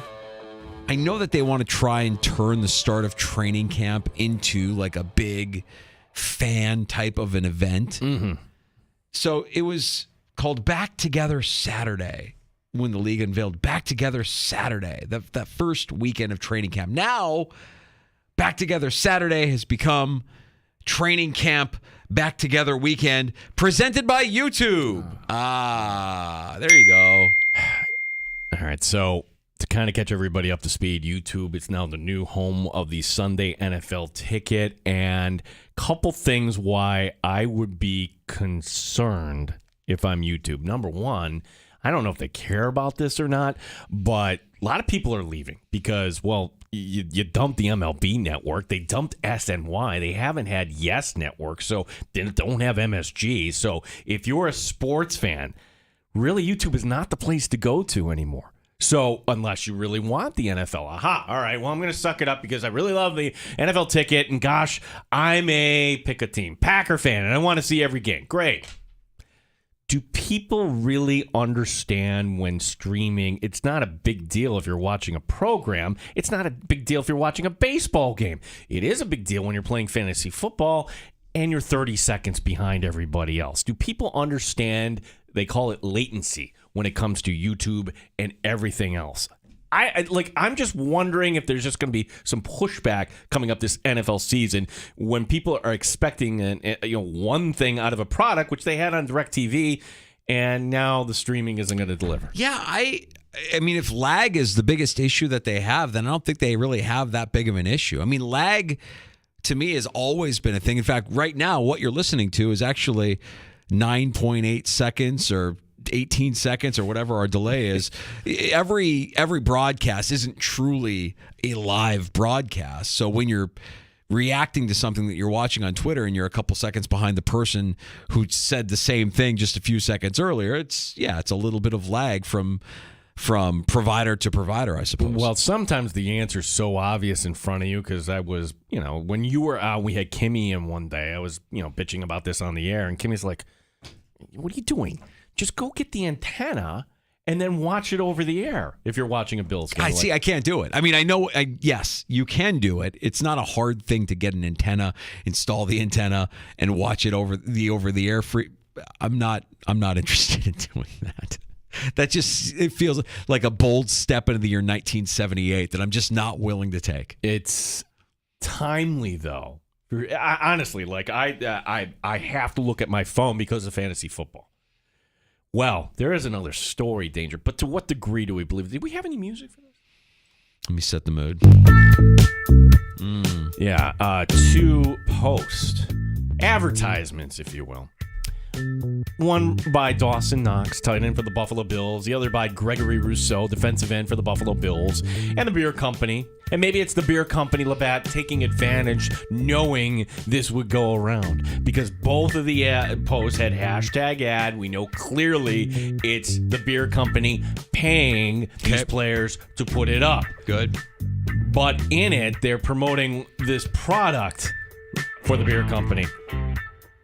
And they're showing a picture of a full red Buffalo Bills helmet. Oh, the throwback helmet. The beer company is an official partner with the Buffalo Bills. Is this a teaser to get everybody excited that maybe we will have news that the Buffalo Bills will, like other teams have, unveil a third alternate uniform and actually go back to the red helmets for a game or two? I'm going to make you a prediction right here. It's not happening this year. Not this year. At some point, they'll wise up and they'll be like, yeah, that's what the people want. We'll give it to them. But it ain't happening this year. We would have heard about it already. I think you still could hear about it. Yeah, I don't think it's happening. We had the bucket. Well, we heard about the Buccaneers, but we didn't have the unveiling. You would have figured they would have had the unveiling to get more sales back in May and June, and they just did that this week. Yeah, I think that if you were waiting for the red helmet to be unveiled for this upcoming season, that ship has sailed. I think the red helmet will come back at some point, but I'm going to hold out hope because last year they actually said, okay, almost like, okay, it's all over. Here is going to be all the alternate uniforms. The NFL actually put out a statement.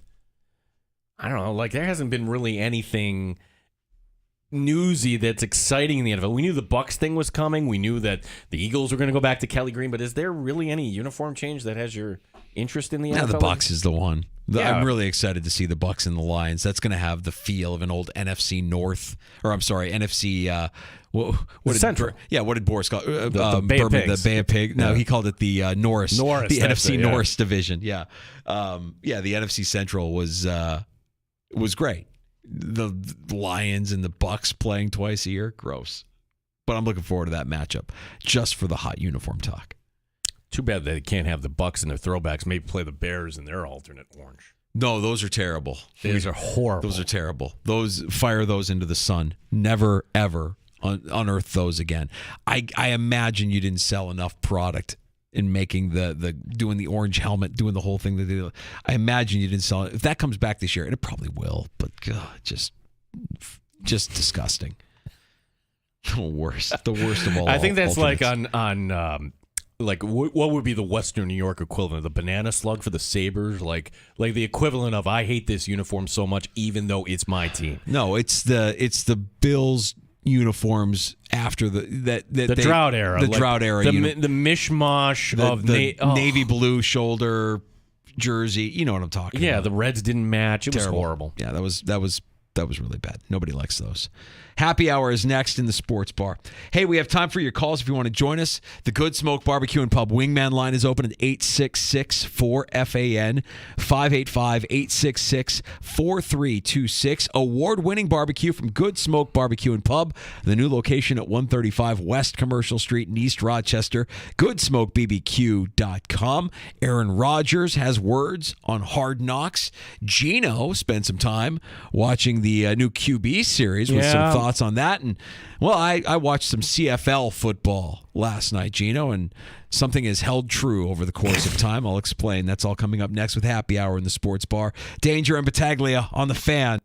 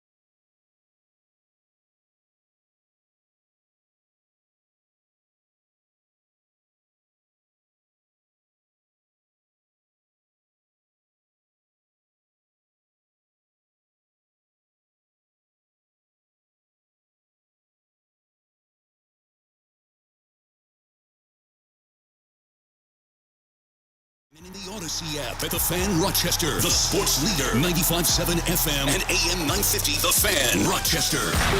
Always live on the free Odyssey app. The Fan Rochester Sports Update. Who is ready for some baseball? The second half of the baseball season begins tonight in the majors. Everything under the lights. First up at 6 o'clock, it's the Padres and the Phillies in an NLCS rematch. Yankees are in Colorado tonight. Carlos Rodon finally making his New York debut. Dodgers facing the Mets. The Red Sox are at Wrigley Field against the Cubs. Rochester Red Wings open their second half tonight. They're in Syracuse, a 3-game set. Wings are back home Tuesday night against Durham. Rochester Americans announcing the re-signing of forward Brett Murray. It's a 1-year, 2-way contract. Sports is brought to you by GetMyPerks.com. Save half off to $6.50. 2 locations in Victor and Sodus. Get yourself some wood-fired pizza today at GetMyPerks.com. Gene Battaglia, the sports leader, 95.7 FM and AM 950. The Fan Rochester.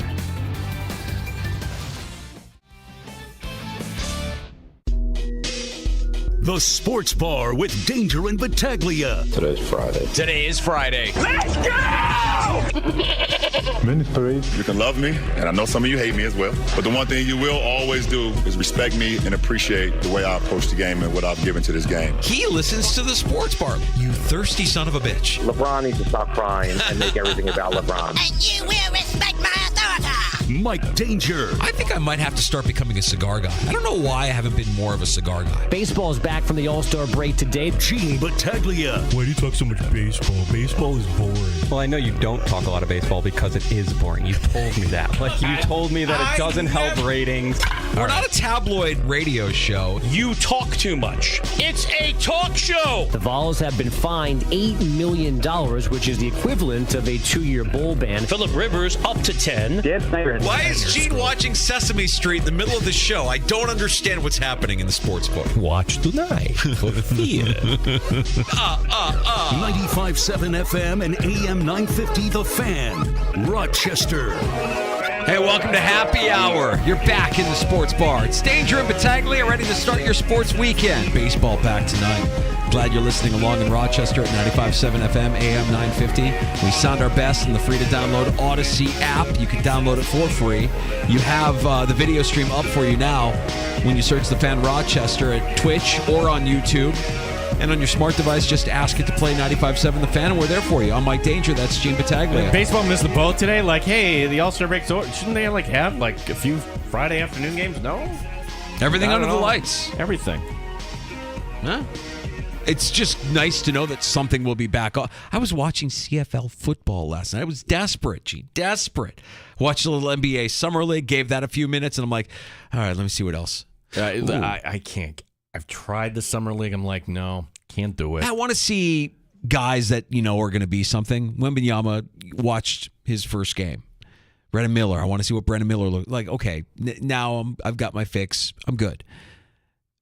I was watching CFL football, jonesing for anything last night. And I was watching the Edmonton Elks. No longer the Eskimos. Hard habit to break. The Edmonton Elks against the Hamilton Ticats. And I heard a familiar name. My ears perked up. Oh, Duke Johnson has played as a wide receiver for Hamilton. Duke Johnson still can catch, for what it's worth. Sometimes we just have to take a second how far this organization has come, because you think of Duke Johnson maybe as, that's the guy that everybody wanted in camp and everything. He burned brightly for a half second, folks. Did you not remember? He was actually the leading receiver in that Houston playoff loss. That's right. Josh Allen is on the team. Josh Allen's first playoff game. This is year 3 of the McDermott era. It took him that long to figure out, these receivers, Beasley, Brown, they better do a little I think better. what they were trying to do, and I don't know this to be fact, but if they're smart, and I like to imagine that they were trying to build a team from the inside out, right? So they wanted to get the important pieces out of the way before they really focused in on the luxury item like Stephon Diggs. Well, they tried with the offensive line time again. If you missed the Joe Marino conversation, we invite you to check that out at the Fan Rochester, because who's been the best guard here in the Sean McDermott era? Could it actually be a guy from year 1? Richie Incognito? That's the guy. He is the best guy. He's the best guard that they've had. And the last time they got consistent guard play was him and John Miller back-to-back years. That's the last time we had guards left and right in successive years being the starters. That's bad. Yeah. It's something that came up a couple of times as we were talking to Marino. Joe Marino from the Locked On Bills podcast was great last hour. We have that on demand for you wherever you get your podcasts. Just search out the Sports Bar. When you want to talk about that interior offensive line and the pieces that they have now, there's a lot of pieces there now. And they spent more on McGovern than anybody else. You've got an investment in the second round in Osiris Torrance. Ryan Bates is somebody that you matched an offer from Chicago last year to keep as a restricted free agent last year. You got that guy Edwards from the Rams, too. Edwards has familiarity with Cromer. But Marino kept going back to the idea that they like who they know, that they like the guys that they're familiar with. And I'm nervous about that. That makes me more nervous than the unknown of starting a rookie like Torrance, who might actually be more talented than a Ryan Bates. And I guess we won't know from watching at training camp because it's really hard to watch, even during a preseason game, like who's playing well, who's not playing well. I mean, a preseason game, at least you could say, all right, he got burned, he didn't get burned, that guy did his job, that guy created a hole, whatever it is. You know, it's a hard thing to gauge during practice. But, man, I want to see Torrance out there week one. I really do. And that's not a slight on Ryan Bates. I like Ryan Bates. I think he's been okay for the Buffalo Bills. But I think Torrance represents a potential upgrade at the position. Well, Ryan Bates is like the Peter principle. Like, you get it to a certain point and you slide back. Ryan Bates, in a perfect world, is that backup center, backup guard on this team. I think there's a spot for him on the roster. But I agree with you on Torrance. But I would also say, all right, like at some point you have to make the decision. I'm okay with a veteran being the guy penciled in with the ones at the beginning. It's like, but you still have to earn that job. There's more competition at the guard position than there has been in years. At least Brandon Beane recognizing that. I'm a little concerned, like, okay, what if Spencer Brown has another... I don't know, like, if there is a swing tackle that's worth anything on this team. So, again, offensive line, not the most sexiest things, but I think it's timely because, all right, they're playing the Jets week one, and there's Quinnen Williams on the other side. There's going to be some nasty defensive tackles you're going to have to deal with. Correct. And you know, all you can really do with the Jets news of the signing of Quinnen Williams is hope that Quinnen Williams becomes one of those defensive tackles who makes their money and just kind of takes their foot off the gas. We've seen it firsthand. We know what that looks like. Marcel Darius, yes. Mr. Big Stuff. Yeah, we know what that looks like. Now, Quinnen Williams had a nice season last year with 12 sacks, 16 games played, 16 starts. If that continues, that's going to be problematic in the AFC East. So, you want to make sure you have that interior offensive line shored up. And for me, a guy like Torrance, a guy who's younger, a guy who's hefty, over 300 pounds, might actually be a better solution, even though you might not have the familiarity with him that you have with Rick Bates. Interesting thing to keep an eye on here as training camp gets underway in just less than a couple of weeks now. So that was Joe Marino last hour. And also another point that Marino made in terms of camp battles. Linebacker, don't be quick to dismiss Terrell Dodson. Again, under the premise of they like who they like. They like who they know. And Dodson's been with these guys for a while, more so than Bernard has, and certainly more than Dorian Williams has. So the idea that you could get a veteran guy like Dodson to be the quarterback on defense, the green helmet or the green sticker on the helmet guy that makes sure everybody knows where they're going, even though there might be more athletic options available at that position, that is a little alarming to me. Well, it's also clues onto who you like. If some undrafted rookie danger came in, and before even training camp began, there was a domestic violence thing in the league, hands down a 6-game suspension. What are the odds that that player would still be here in 2023 if it's not a starter? I have to bring up that is on Tyrell Dodson's resume, that indeed he got a 6-game suspension for domestic violence. And hopefully, he's a changed man and whatnot. But I just pointing that out because You don't keep him around if you don't think he's talented. Period. End of story. Right. But does he have the same kind of talent that the younger guys that you've invested third-round draft picks in now consecutive years? Well, yeah, that's where I'm thinking you would have moved on from Dotson if you really... I don't like the idea that we're developing. Like, developing. Oh, we're going to make sure this guy's developing. Oh, he's going to learn. He's going to develop underneath Dotson, or he's going to learn. He's going to develop underneath Bates. No, like, if Osiris Torrance comes into camp and immediately day one is a better option than Ryan Bates because he's showing it off, because he's more talented, because he gets it, then get him out there. Who cares that Ryan Bates has seniority or Terrell Dodson? I want to see the younger guys get out there and flash the talent, flash what they know, what they've picked up. Yeah, who works best with Milano? That's the other thing. While you were watching the CFL last night, I had to take it in. At some point, you will. Is it on your list, Danger? Yeah, I've added it to the list. Okay, the quarterback. This is the Peyton Manning produced series. Season 1. I don't know if there'll be a season 2. Sidebar, I don't want Josh Allen on season 2. No, you don't want cameras following him around. Or maybe that's why he, these rumors that he's considering popping the question there to his, Hollywood girlfriend. Anyways, I digress. Took in the first 2 episodes. I'll make it through all 8 at some point. But if you're not familiar, they did a reality series, essentially. By reality, I mean they just followed camera around 3 quarterbacks, one being the top of his game. Best quarterback in the league today. No question, it's Patrick Mahomes. And a guy that's in the middle, Kirk Cousins. And then a guy that, okay, he's a starter, but is he really? Marcus Mariota. And I think it's pretty well done. And you learn some things. But for Patrick Mahomes, how many times have you watched a playoff game and the team wins, and then the post-game interview with the reporter on the field, whether it's the quarterback, whether it's the head coach, okay, so you await the winner of Team A and Team B. Who would you rather face? Oh, we don't care who we would face. 100 times out of 100 times, that's the answer. Except... after the Jaguars lost to the Chiefs and Patrick Mahomes in the tunnel and the cameras are rolling and Patrick Mahomes letting his guard down. Little truth serum. Who's going to win? Of what? Tomorrow? I think the Bengals are better, but I think with all those injuries on the O-line that the Bills have a chance. Who would you rather play? I think we match up better versus the Bills, but I want to play the Bengals. Yeah. Just honestly. He's a competitor. I just want to play him. We haven't beat him. I'm tired of them talking about it. Yeah, the alpha, the competitor.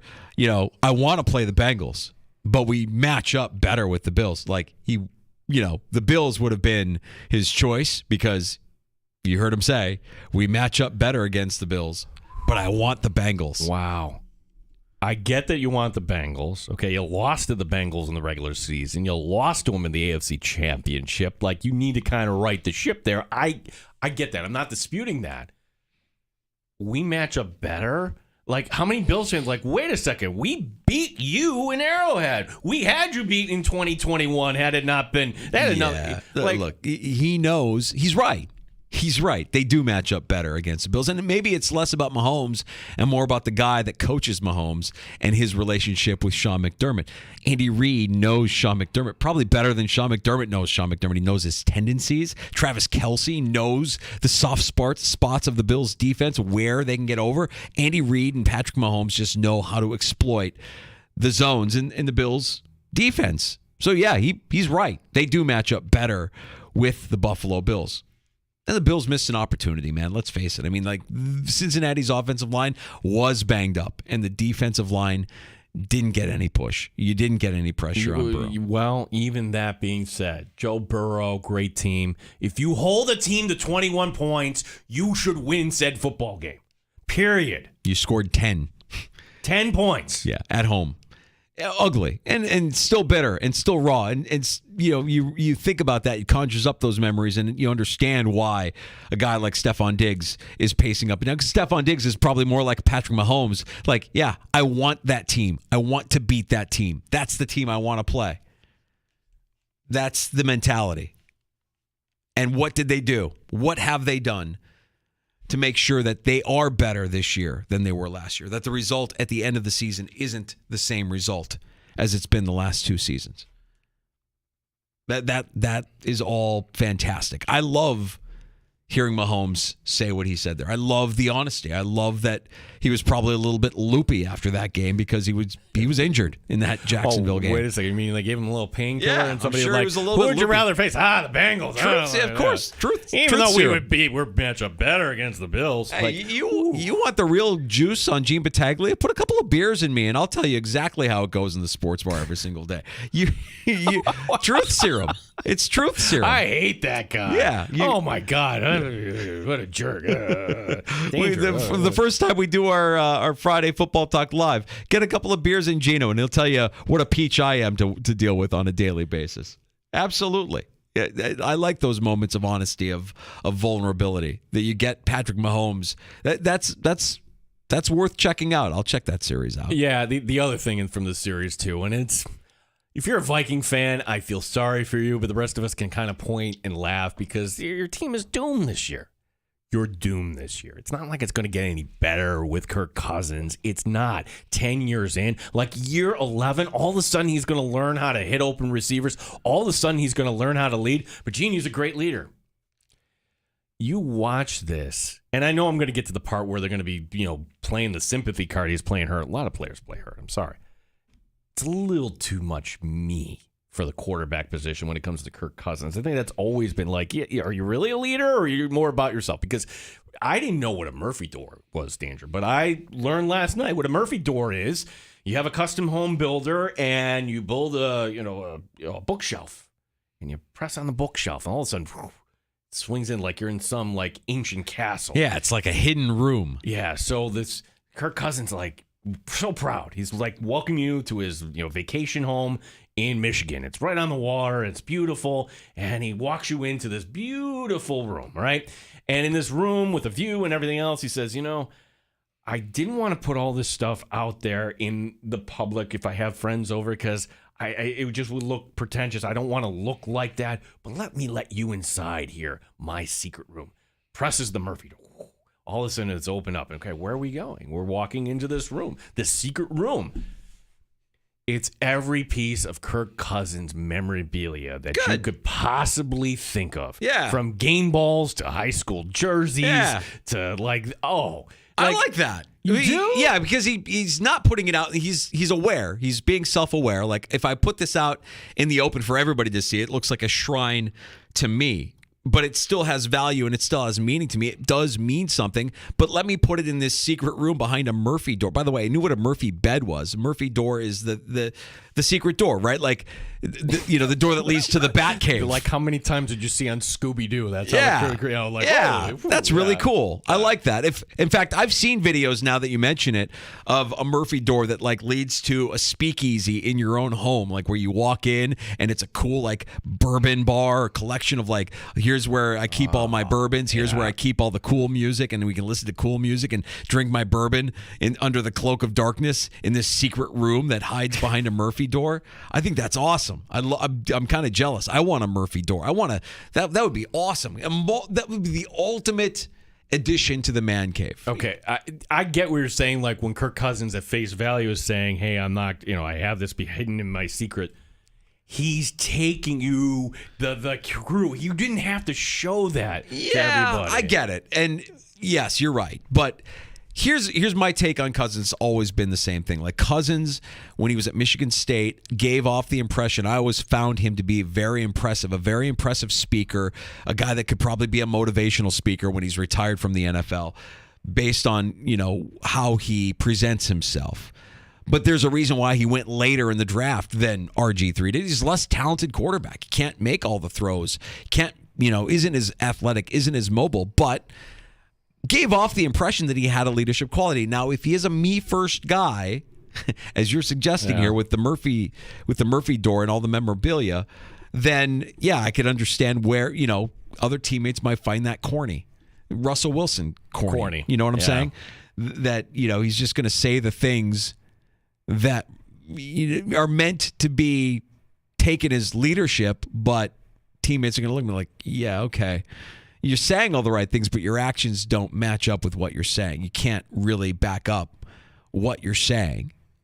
Josh Allen can make the throws. Josh Allen has that dog in him. His teammates respect him. Kirk Cousins doesn't have that respect because he has limitations physically to his game. And I think it hurts him. And I think it hurts him with his teammates. And I'm curious as to what, and we had Thor Nystrom on in the 3 o'clock hour, who's there in Minnesota. I was curious. I'm curious as to where this ends up for Kirk Cousins. Where does he go? He's clearly not going to be a Viking next year. He wanted the extension, and the new regime said, no, we're good. We're going to soft tank this year and get our first-round quarterback next year. Yeah, well, they're kind of in that middle ground where, all right, they could be a wild card team. Even if you're not a wild card team, you're going to lose enough. They're not a wild card team. They shouldn't have been a wild card team last year. Yeah, well, you remember the point differential. It's Was worse ridiculous. than all it's football ridiculous. history, They were the luckiest team in the NFL. And how long? I don't know. I mean, like the statistically speaking, they should not have won so many of the games that they won. And there's no reason that they when they showed up in the playoffs, they were what we thought they were. They were frauds, and they couldn't get over on the Giants at home. They couldn't get over on the Giants. Yeah, no, frauds. And they're not a playoff team this year. And Cousins will try. Will try. You have some magnificent talent with Justin Jefferson. How long before Justin Jefferson goes all Steph Diggs on that offense? August 15th. I thought it would already have happened at this point. You're not going to pay me, then kind of move me right now. He should be the highest paid wide receiver in the league. We agree, right? Without a doubt. And is it a waiting game between Jefferson and, at some point Chase is going to want to get his? Oof. Ooh, bad time to be in the wide receiver market. Bad time to be in Cincinnati. How that organization, well, they're not cheap anymore, Gene. Okay, well, you have that reputation. Let's see. Yeah. Let's see. Nothing has happened yet. So we can't say that they're not cheap anymore. We haven't seen it yet. Let's see. No, they're not cheap anymore. They have invested in the draft in these amazing assets. Have they paid them yet? They have not. What does that look like? Mm-hmm. Now, to be fair, I remember it was the first week in August that Josh Allen got his bank heading into his final year before he had to make that fifth-year option decision. So, right now, we're not past any deadline, certainly, or anything like that for Burrow, but until you get it done, guess what? It's only going to get more expensive. Because, okay, you Joe Burrow, who's going to want more? Maybe the guy in Los Angeles there that's playing for the Chargers might want more. So, like you said, Chase, all right, you do Chase now, or if you wait on Chase, he's going to want more than Justin Jefferson. Yeah, I had a train of thought that I was going to go with here, and I just completely left. It just, it's Friday, It's Gino. Friday. The idea that Jefferson could. Oh, I know what I was going to say. This was where I was going to go. Oh my God, this weekend, because we're talking about guys getting paid, guys getting theirs. This is an important weekend. This is a weekend where a deadline is going to come due on Monday. Mm-hmm. The Giants have, until Monday to get a deal done with Saquon Barkley. Josh Jacobs in Vegas hasn't signed his tender yet. What are these guys going to do? What kind of long-term deal will we see this weekend, if we see any sort of long-term deal from either of these two running backs? Yeah, the Giants did the right thing, because you could have gone the other way. And, all right, maybe you go Daniel Jones. You can't do that with the quarterback. If you do, well, then you end up with Kirk Cousins, where you're paying way too much for something that you really don't want to, as they did in Washington. And that's how we ended up leaving in the first place. So I think the story's going to be this. We'll get to Monday and I guess Saquon didn't get his deal done. Josh Jacobs didn't get his deal done. I'd be surprised if either of them got a long-term deal. The reports out of New York were that the Giants offered Saquon 13. Saquon wanted 16. And the Giants said that if the franchise tag would be applied, that they would go back on their 13 mil. So if Saquon wants 13 mil, if he wants 16 mil, and the Giants are only willing to offer him somewhere in the neighborhood of 13, somewhere between 10 and 13. Mm-hmm. Yeah, they're far apart, and I don't know how that ends up. That's going to be an interesting scenario there for the Giants and Joe Shane to have to try and navigate through here in year two as the team's young GM. but you invested in Daniel Jones. Is Daniel Jones good? Is Daniel Jones good? There were times last year where people were saying Daniel Jones is good. Well, what did he have to throw to last year? Isaiah Hodgins. Right? What does he have to throw to this year? Right. Yeah. That'll be an interesting thing to watch this weekend to see if you get any of those alerts on your phone that let you know that Saquon Barkley has agreed to terms on a multi-year deal with the Giants or Josh Jacobs with the Raiders. Or will these teams do what teams do? Devalue the running back and move forward with what they have. Happy Hour continues with a round of shots on the way next in the sports bar. Yeah, we will talk about second half of the baseball season that is coming up here, Danger. We do also have, could Shohei Ohtani actually get traded?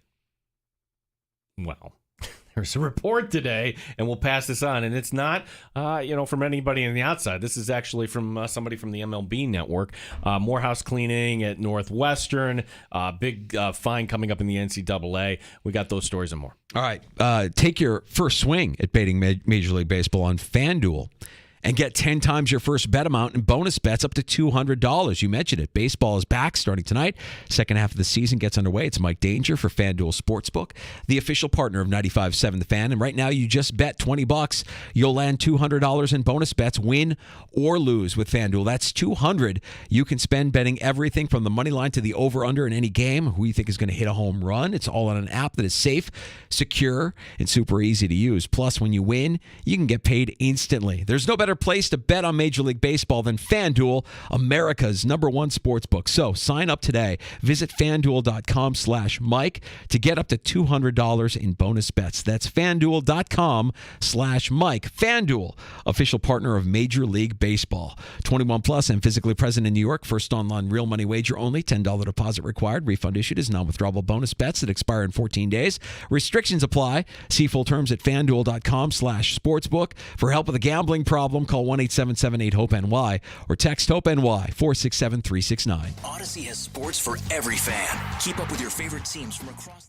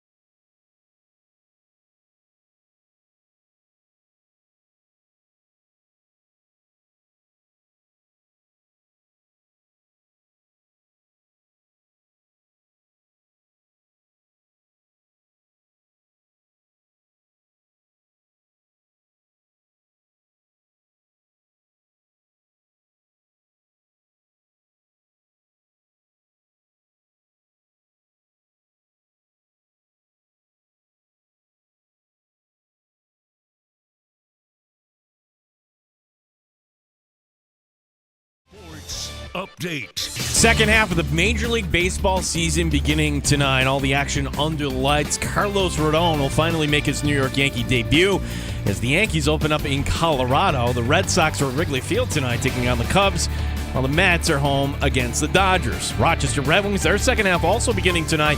The Wings are out in Syracuse Tuesday. Rochester back home taking on Durham. Aaron Rodgers, not a fan of being on Hard Knocks. One of the only things I like about Hard Knocks is the voice of God who narrates it. Right. Liv, I hope I get to meet him. But look, I understand the appeal with us. Obviously, there's a lot of eyes on me, a lot of eyes on our team, a lot of expectations for our squad. So they force it down our throats, and we got to deal with it. Amerks announced the re-signing of Brett Murray. It's a 1-year, 2-way contract. Gene Battaglia, the sports leader, the Fan, Rochester. Neat or on the rocks? It's the Sports Bar with Danger and Battaglia on the Sports Leader, 95.7 FM and AM 950 The Fan, Rochester. Rodgers, in that soundbite, he's such a fame whore. The guy I like, I hope I get to meet Liv Schreiber, right? That's the narrator for Hard Knocks. I hope I get the chance to meet him. No, you don't. You hope to get the chance. You get a lot of airtime He's there. a Hollywood wannabe star effer fame whore. This guy. And don't pretend like you're not excited that the camera is going to be on you all the time. Man, I hope this is a massive distraction for the Jets. I really hope they push back and it's a massive distraction, or Rodgers plays it up for the cameras and it becomes a distraction. Or will Rodgers have, like Mahomes, like his guard down at some point, and there he is being an a-hole? Will they actually show something like that in a negative light? Yeah, or Mahomes just Rodgers completely ignoring the coaching of Nathaniel Hackett, just doing what he wants to do, and just living up to everything that we've heard about the kind of guy and player that he is. Boy. Well, let's get to a round of shots. I digress. Yeah, so as we mentioned, baseball back tonight. So, yes, you have action other than the CFL or whatever else you've been trying to feed yourself here the last few days. Other games, one has already been postponed, Kansas City and Tampa Bay. They'll do that as a split doubleheader coming up later in the weekend. But let's not bury the lead here, Danger. The first game coming out of the gate, coming up at 6 o'clock tonight in Philadelphia. It's a rematch of the NLCS. The Padres and the Phillies. And, of course, you don't remember this, but this was a big story last year. I really don't remember it. You have to refresh my memory. Philly going down to yellow and brown. That's what's in. Padres on the loose. Let's go, Goose. That's what's in. Wow, what is this? Bryce gonna lose, and Manny's gonna cruise. That's what's in. Give Philly no slack and send them back. That's what's in. I could just see Philly fan like smashing this guy's head in with a brick and saying, "That's what's in." Like this is like so Southern California, out of touch. Philly back. Yeah. Send Philly. Okay. That's what's in part is kind of catchy, though. That's going to stick in my head for a little bit. That's a little earworm. That's what's in. Philly's going to lose, and Manny's going to cruise. What I don't like about it, Gene, is it really is guys like you and I trying really, really hard to be super fans, but failing miserably. Like, Philly fan looks at that and is like, oh, you really think so, huh? Yeah. That's gonna do the thing? That was, I know you're a viewer of Good Morning San Diego. That was on Good Morning San Diego. A bunch of dads there from the NLCS. That's what's in. Philadelphia by 1 billion. My God. Also tonight, the Angels hosting the Astros. That's interesting because Shohei Ohtani's on the mound, and there's a report today, Danger, that says the Angels are listening to trade offers for their superstar. John Morosi, the MLB Network, he's pointing out that, yes, what will determine whether the Angels are actually going to make a move or not, it's this homestand that begins tonight where, these are the teams. Houston first, followed by the Yankees, and then Pittsburgh comes in. The Astros and Yankees right now above the Angels in the AL wildcard race. How many games in this homestand? 9. 9 times. He's getting traded. 9 times? 9 games, 9-game homestand? Well, if they go like 2-7, maybe. Trout's out of the lineup, right? Yeah. Just fold the Angels. Where's right he now. going? Dodgers, Padres, Mariners. Who's going to offer up the most the prospects? Dodgers. It's the Dodgers. You can't trade him to the Dodgers. He's going to the Dodgers. You cannot trade him to the. You can't trade him in the division. The answer is the Yankees, Danger, because you would need. Because I believe that Ohtani. I believe those reports that he didn't want to play on the East Coast. Okay, fine. You know what? You don't have a decision here for the next 3 months, but you know we're going to sell you what New York is all about. If I'm the Yankees, okay, what prospects do you want? Top 4, goodbye. And all of a sudden the Yankees become, holy cow, this team. Yeah.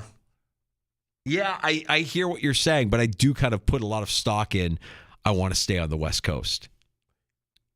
I know if it's a trade, he doesn't have a say. Like, you're being traded. Right. That just feels like, I don't know, man. Just get him, sooner or later, just get him out of Anaheim. I would like that. Yeah. It'd be good for baseball to get him to a team that man, I would love to see him playing more meaningful games. Like, just seeing him in the World Baseball Classic was fantastic. Can you imagine that guy in a World Series Game 7? Coming out. That's drama. Yeah. I want to see that.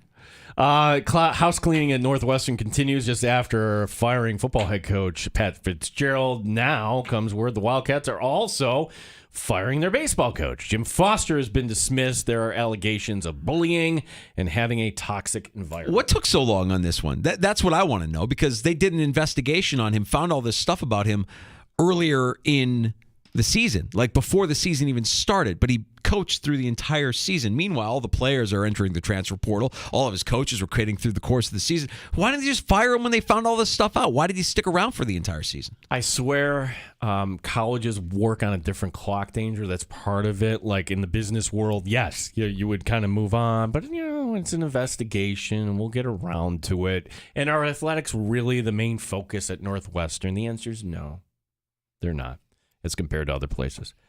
Tennessee got nailed by the NCAA today. A record $8 million fine, which is just short of $9 million. $8 million to an organization like Tennessee, the University of Tennessee, that's such a small slap on the wrist. It's nothing. Jeremy Pruitt, he would hand his players McDonald's bags worth of cash? Is that what Thor Nystrom was telling us? Danger, at what point does the SEC and Big Ten say, you know what, why are we having the NCAA govern us here? Right. What's the point? Yeah. What is their purpose? There is no purpose right now to the NCAA. Zero. Oh, except for this, to hand down infractions. Yeah. And the football team lost 28 scholarships over the next few years, which... Okay, again, you can't have an athletic scholarship, but you know what? Our consortium here is going to pay you through NIL. The transfer portal, right. Yeah. Yeah, so it doesn't even matter at this point. We didn't get to this. Congratulations to Mina Kimes, who is expecting, but the question is, who is her husband? I feel like I've heard about her husband. Maybe you have. Maybe you've crossed paths with him. He's a music producer, Danger. 37-year-old Nick Sylvester. He's been married to Kimes since 2015. He's based in Los Angeles now. And now he's found a new music company named Smart Dumb. I'm with it. Congratulations to the happy couple. Expecting their first, eh? He's a producer. Say I wouldn't have interactions with the producer, but I'd look into some of the bands that maybe he's worked with, artists that he's worked with. Smart Dumb. Yeah, that's good. Harvard grad. Oh, there you go. Yeah. That makes a lot of sense. Yeah, they might be the smartest couple on the planet, those two. Mina's intelligent, man. She is so sharp. Well, the story I know, and the reason why I knew Mina was married, because her husband knows nothing about football. Like one of those things. And he's a music guy. Yeah, music guy. And so he just made the observation one time where just watching, why don't they throw the ball every down? Why are you trying to run the ball? And he's like, exactly. Correct. Takes a smart guy watching this stupid game to figure it out. Yes, you want to throw the ball more often. Good things happen when you throw the ball effectively. All right, we got to get to last call next in the sports bar. It's time for your takes. If you have one, you want to share it before we get to the weekend, 585-866-4326. That's 866-4FAN to pull up a stool here in the sports bar. Danger and Battaglia closing up shop next on the Fan Rochester. Odyssey has sports for every fan. Keep up with your favorite teams from across the country.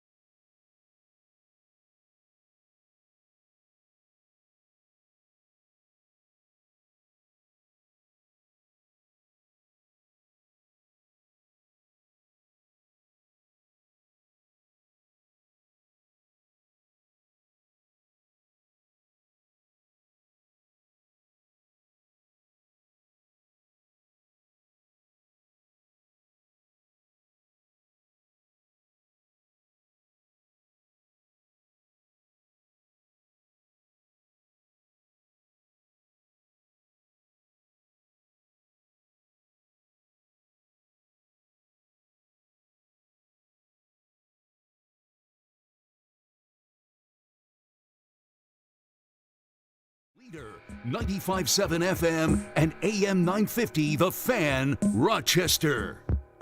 Last call in the sports bar. You can join us at 866-4FAN, 585-866-4326. Danger and Battaglia. Closing up shop and getting ready for a sports weekend. We have action on the Diamonds starting again tonight.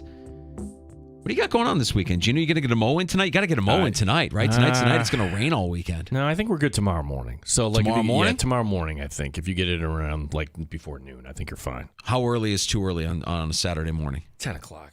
10 o'clock is the... Yeah, I think 10 o'clock. First of all, you can't do it when it's all dewy. I don't know if it's going to be too wet, but yeah, you don't want to be the tool that... Also, like, my neighborhood, I don't want to be the guy cutting the grass when people are having drinks at 7 o'clock on a Friday. Correct. Yeah, that's the other thing, too. Because they're, not to mention names, but in my neighborhood, executive producer, let's go have some box wine here. Let's go sit on the deck. And okay, great. Neighbor's cutting his lawn. It's 6 o'clock.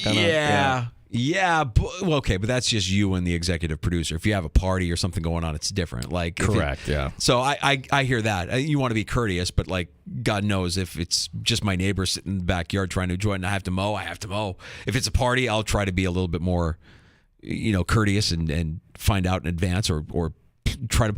But when the rain gets back, I got to mow tonight, dude. Tomorrow? Dude, you're 80-minute massage tomorrow morning. Oh, all right. That's the spa at the Del Monte for your boy. Right. Getting worked over tomorrow. You can thank the Danger executive producer, That's Sandy. Right. Sandy's like, you know what? Yeah. We need a little spa day. Family spa day. Everybody's getting their hair done, their manicures and their pedicures or whatever they're getting, their facials. And Daddy's going to be getting a 80-minute massage. I'm going to get worked over. New man on Monday, dude. I'm coming in a new man on Monday. Trust me. So the mow has to get done tonight, especially if it's going to rain all weekend. But we do have the action. We do have some Major League Baseball. And we'll be back on Monday with a brand new episode of the Sports Bar. Now, by the way, if you missed Joe Marino from the Locked On Bills podcast, joined us last hour. And if you're a Bills fan, you're already familiar with the Locked On Bills podcast. You know the job that Joe Marino does. Good getting caught up with Joe right before training camp starts, just to get a handle on some of these camp battles and to get Joe's thoughts on the interior offensive line, on the secondary, the Bills' defensive backfield. How's that all going to shake out? The linebacker position, certainly. So Joe Marino was fantastic. And Thor Nystrom came in as well.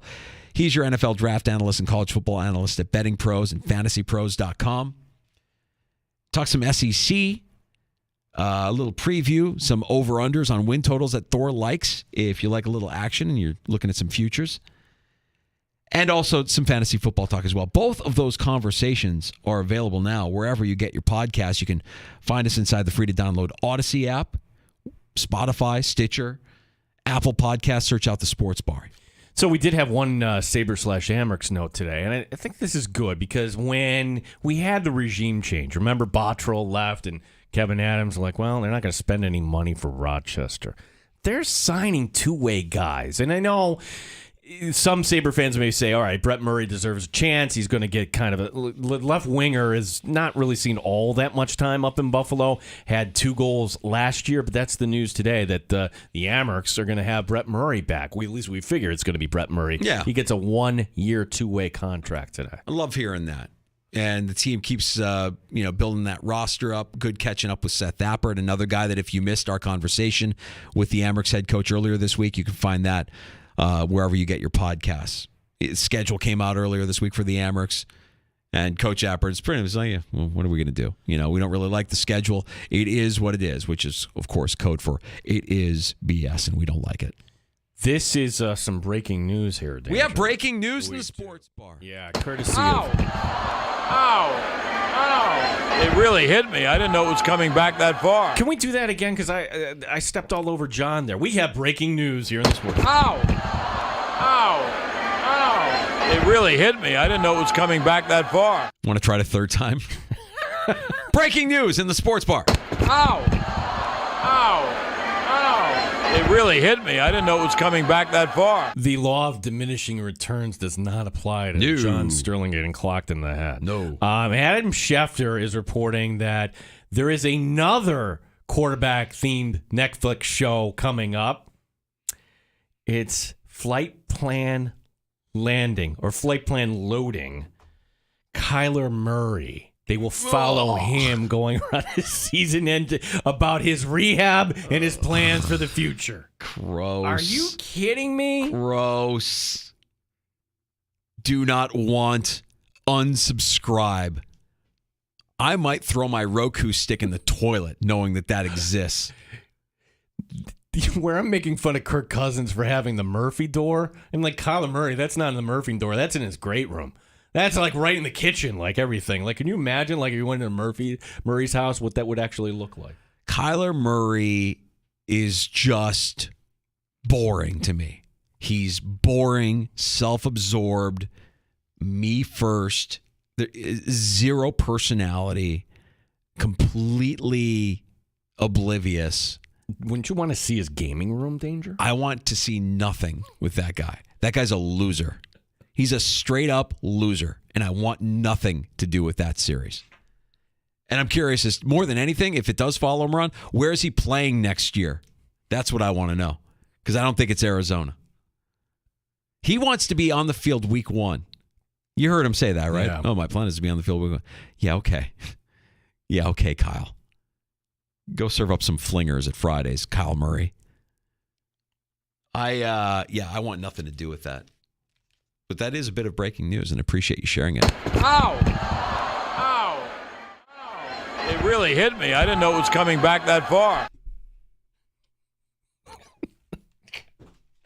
It's time for the weekend, folks. It is. Hope you enjoy your weekend. We'll be back on Monday with a brand new episode of the Sports Bar Danger and Battaglia. You can hear us every afternoon from 3 until 6 locally at 95.7 FM, AM 950, The Fan Rochester, in the Odyssey app. Appreciate you checking us out on the video stream.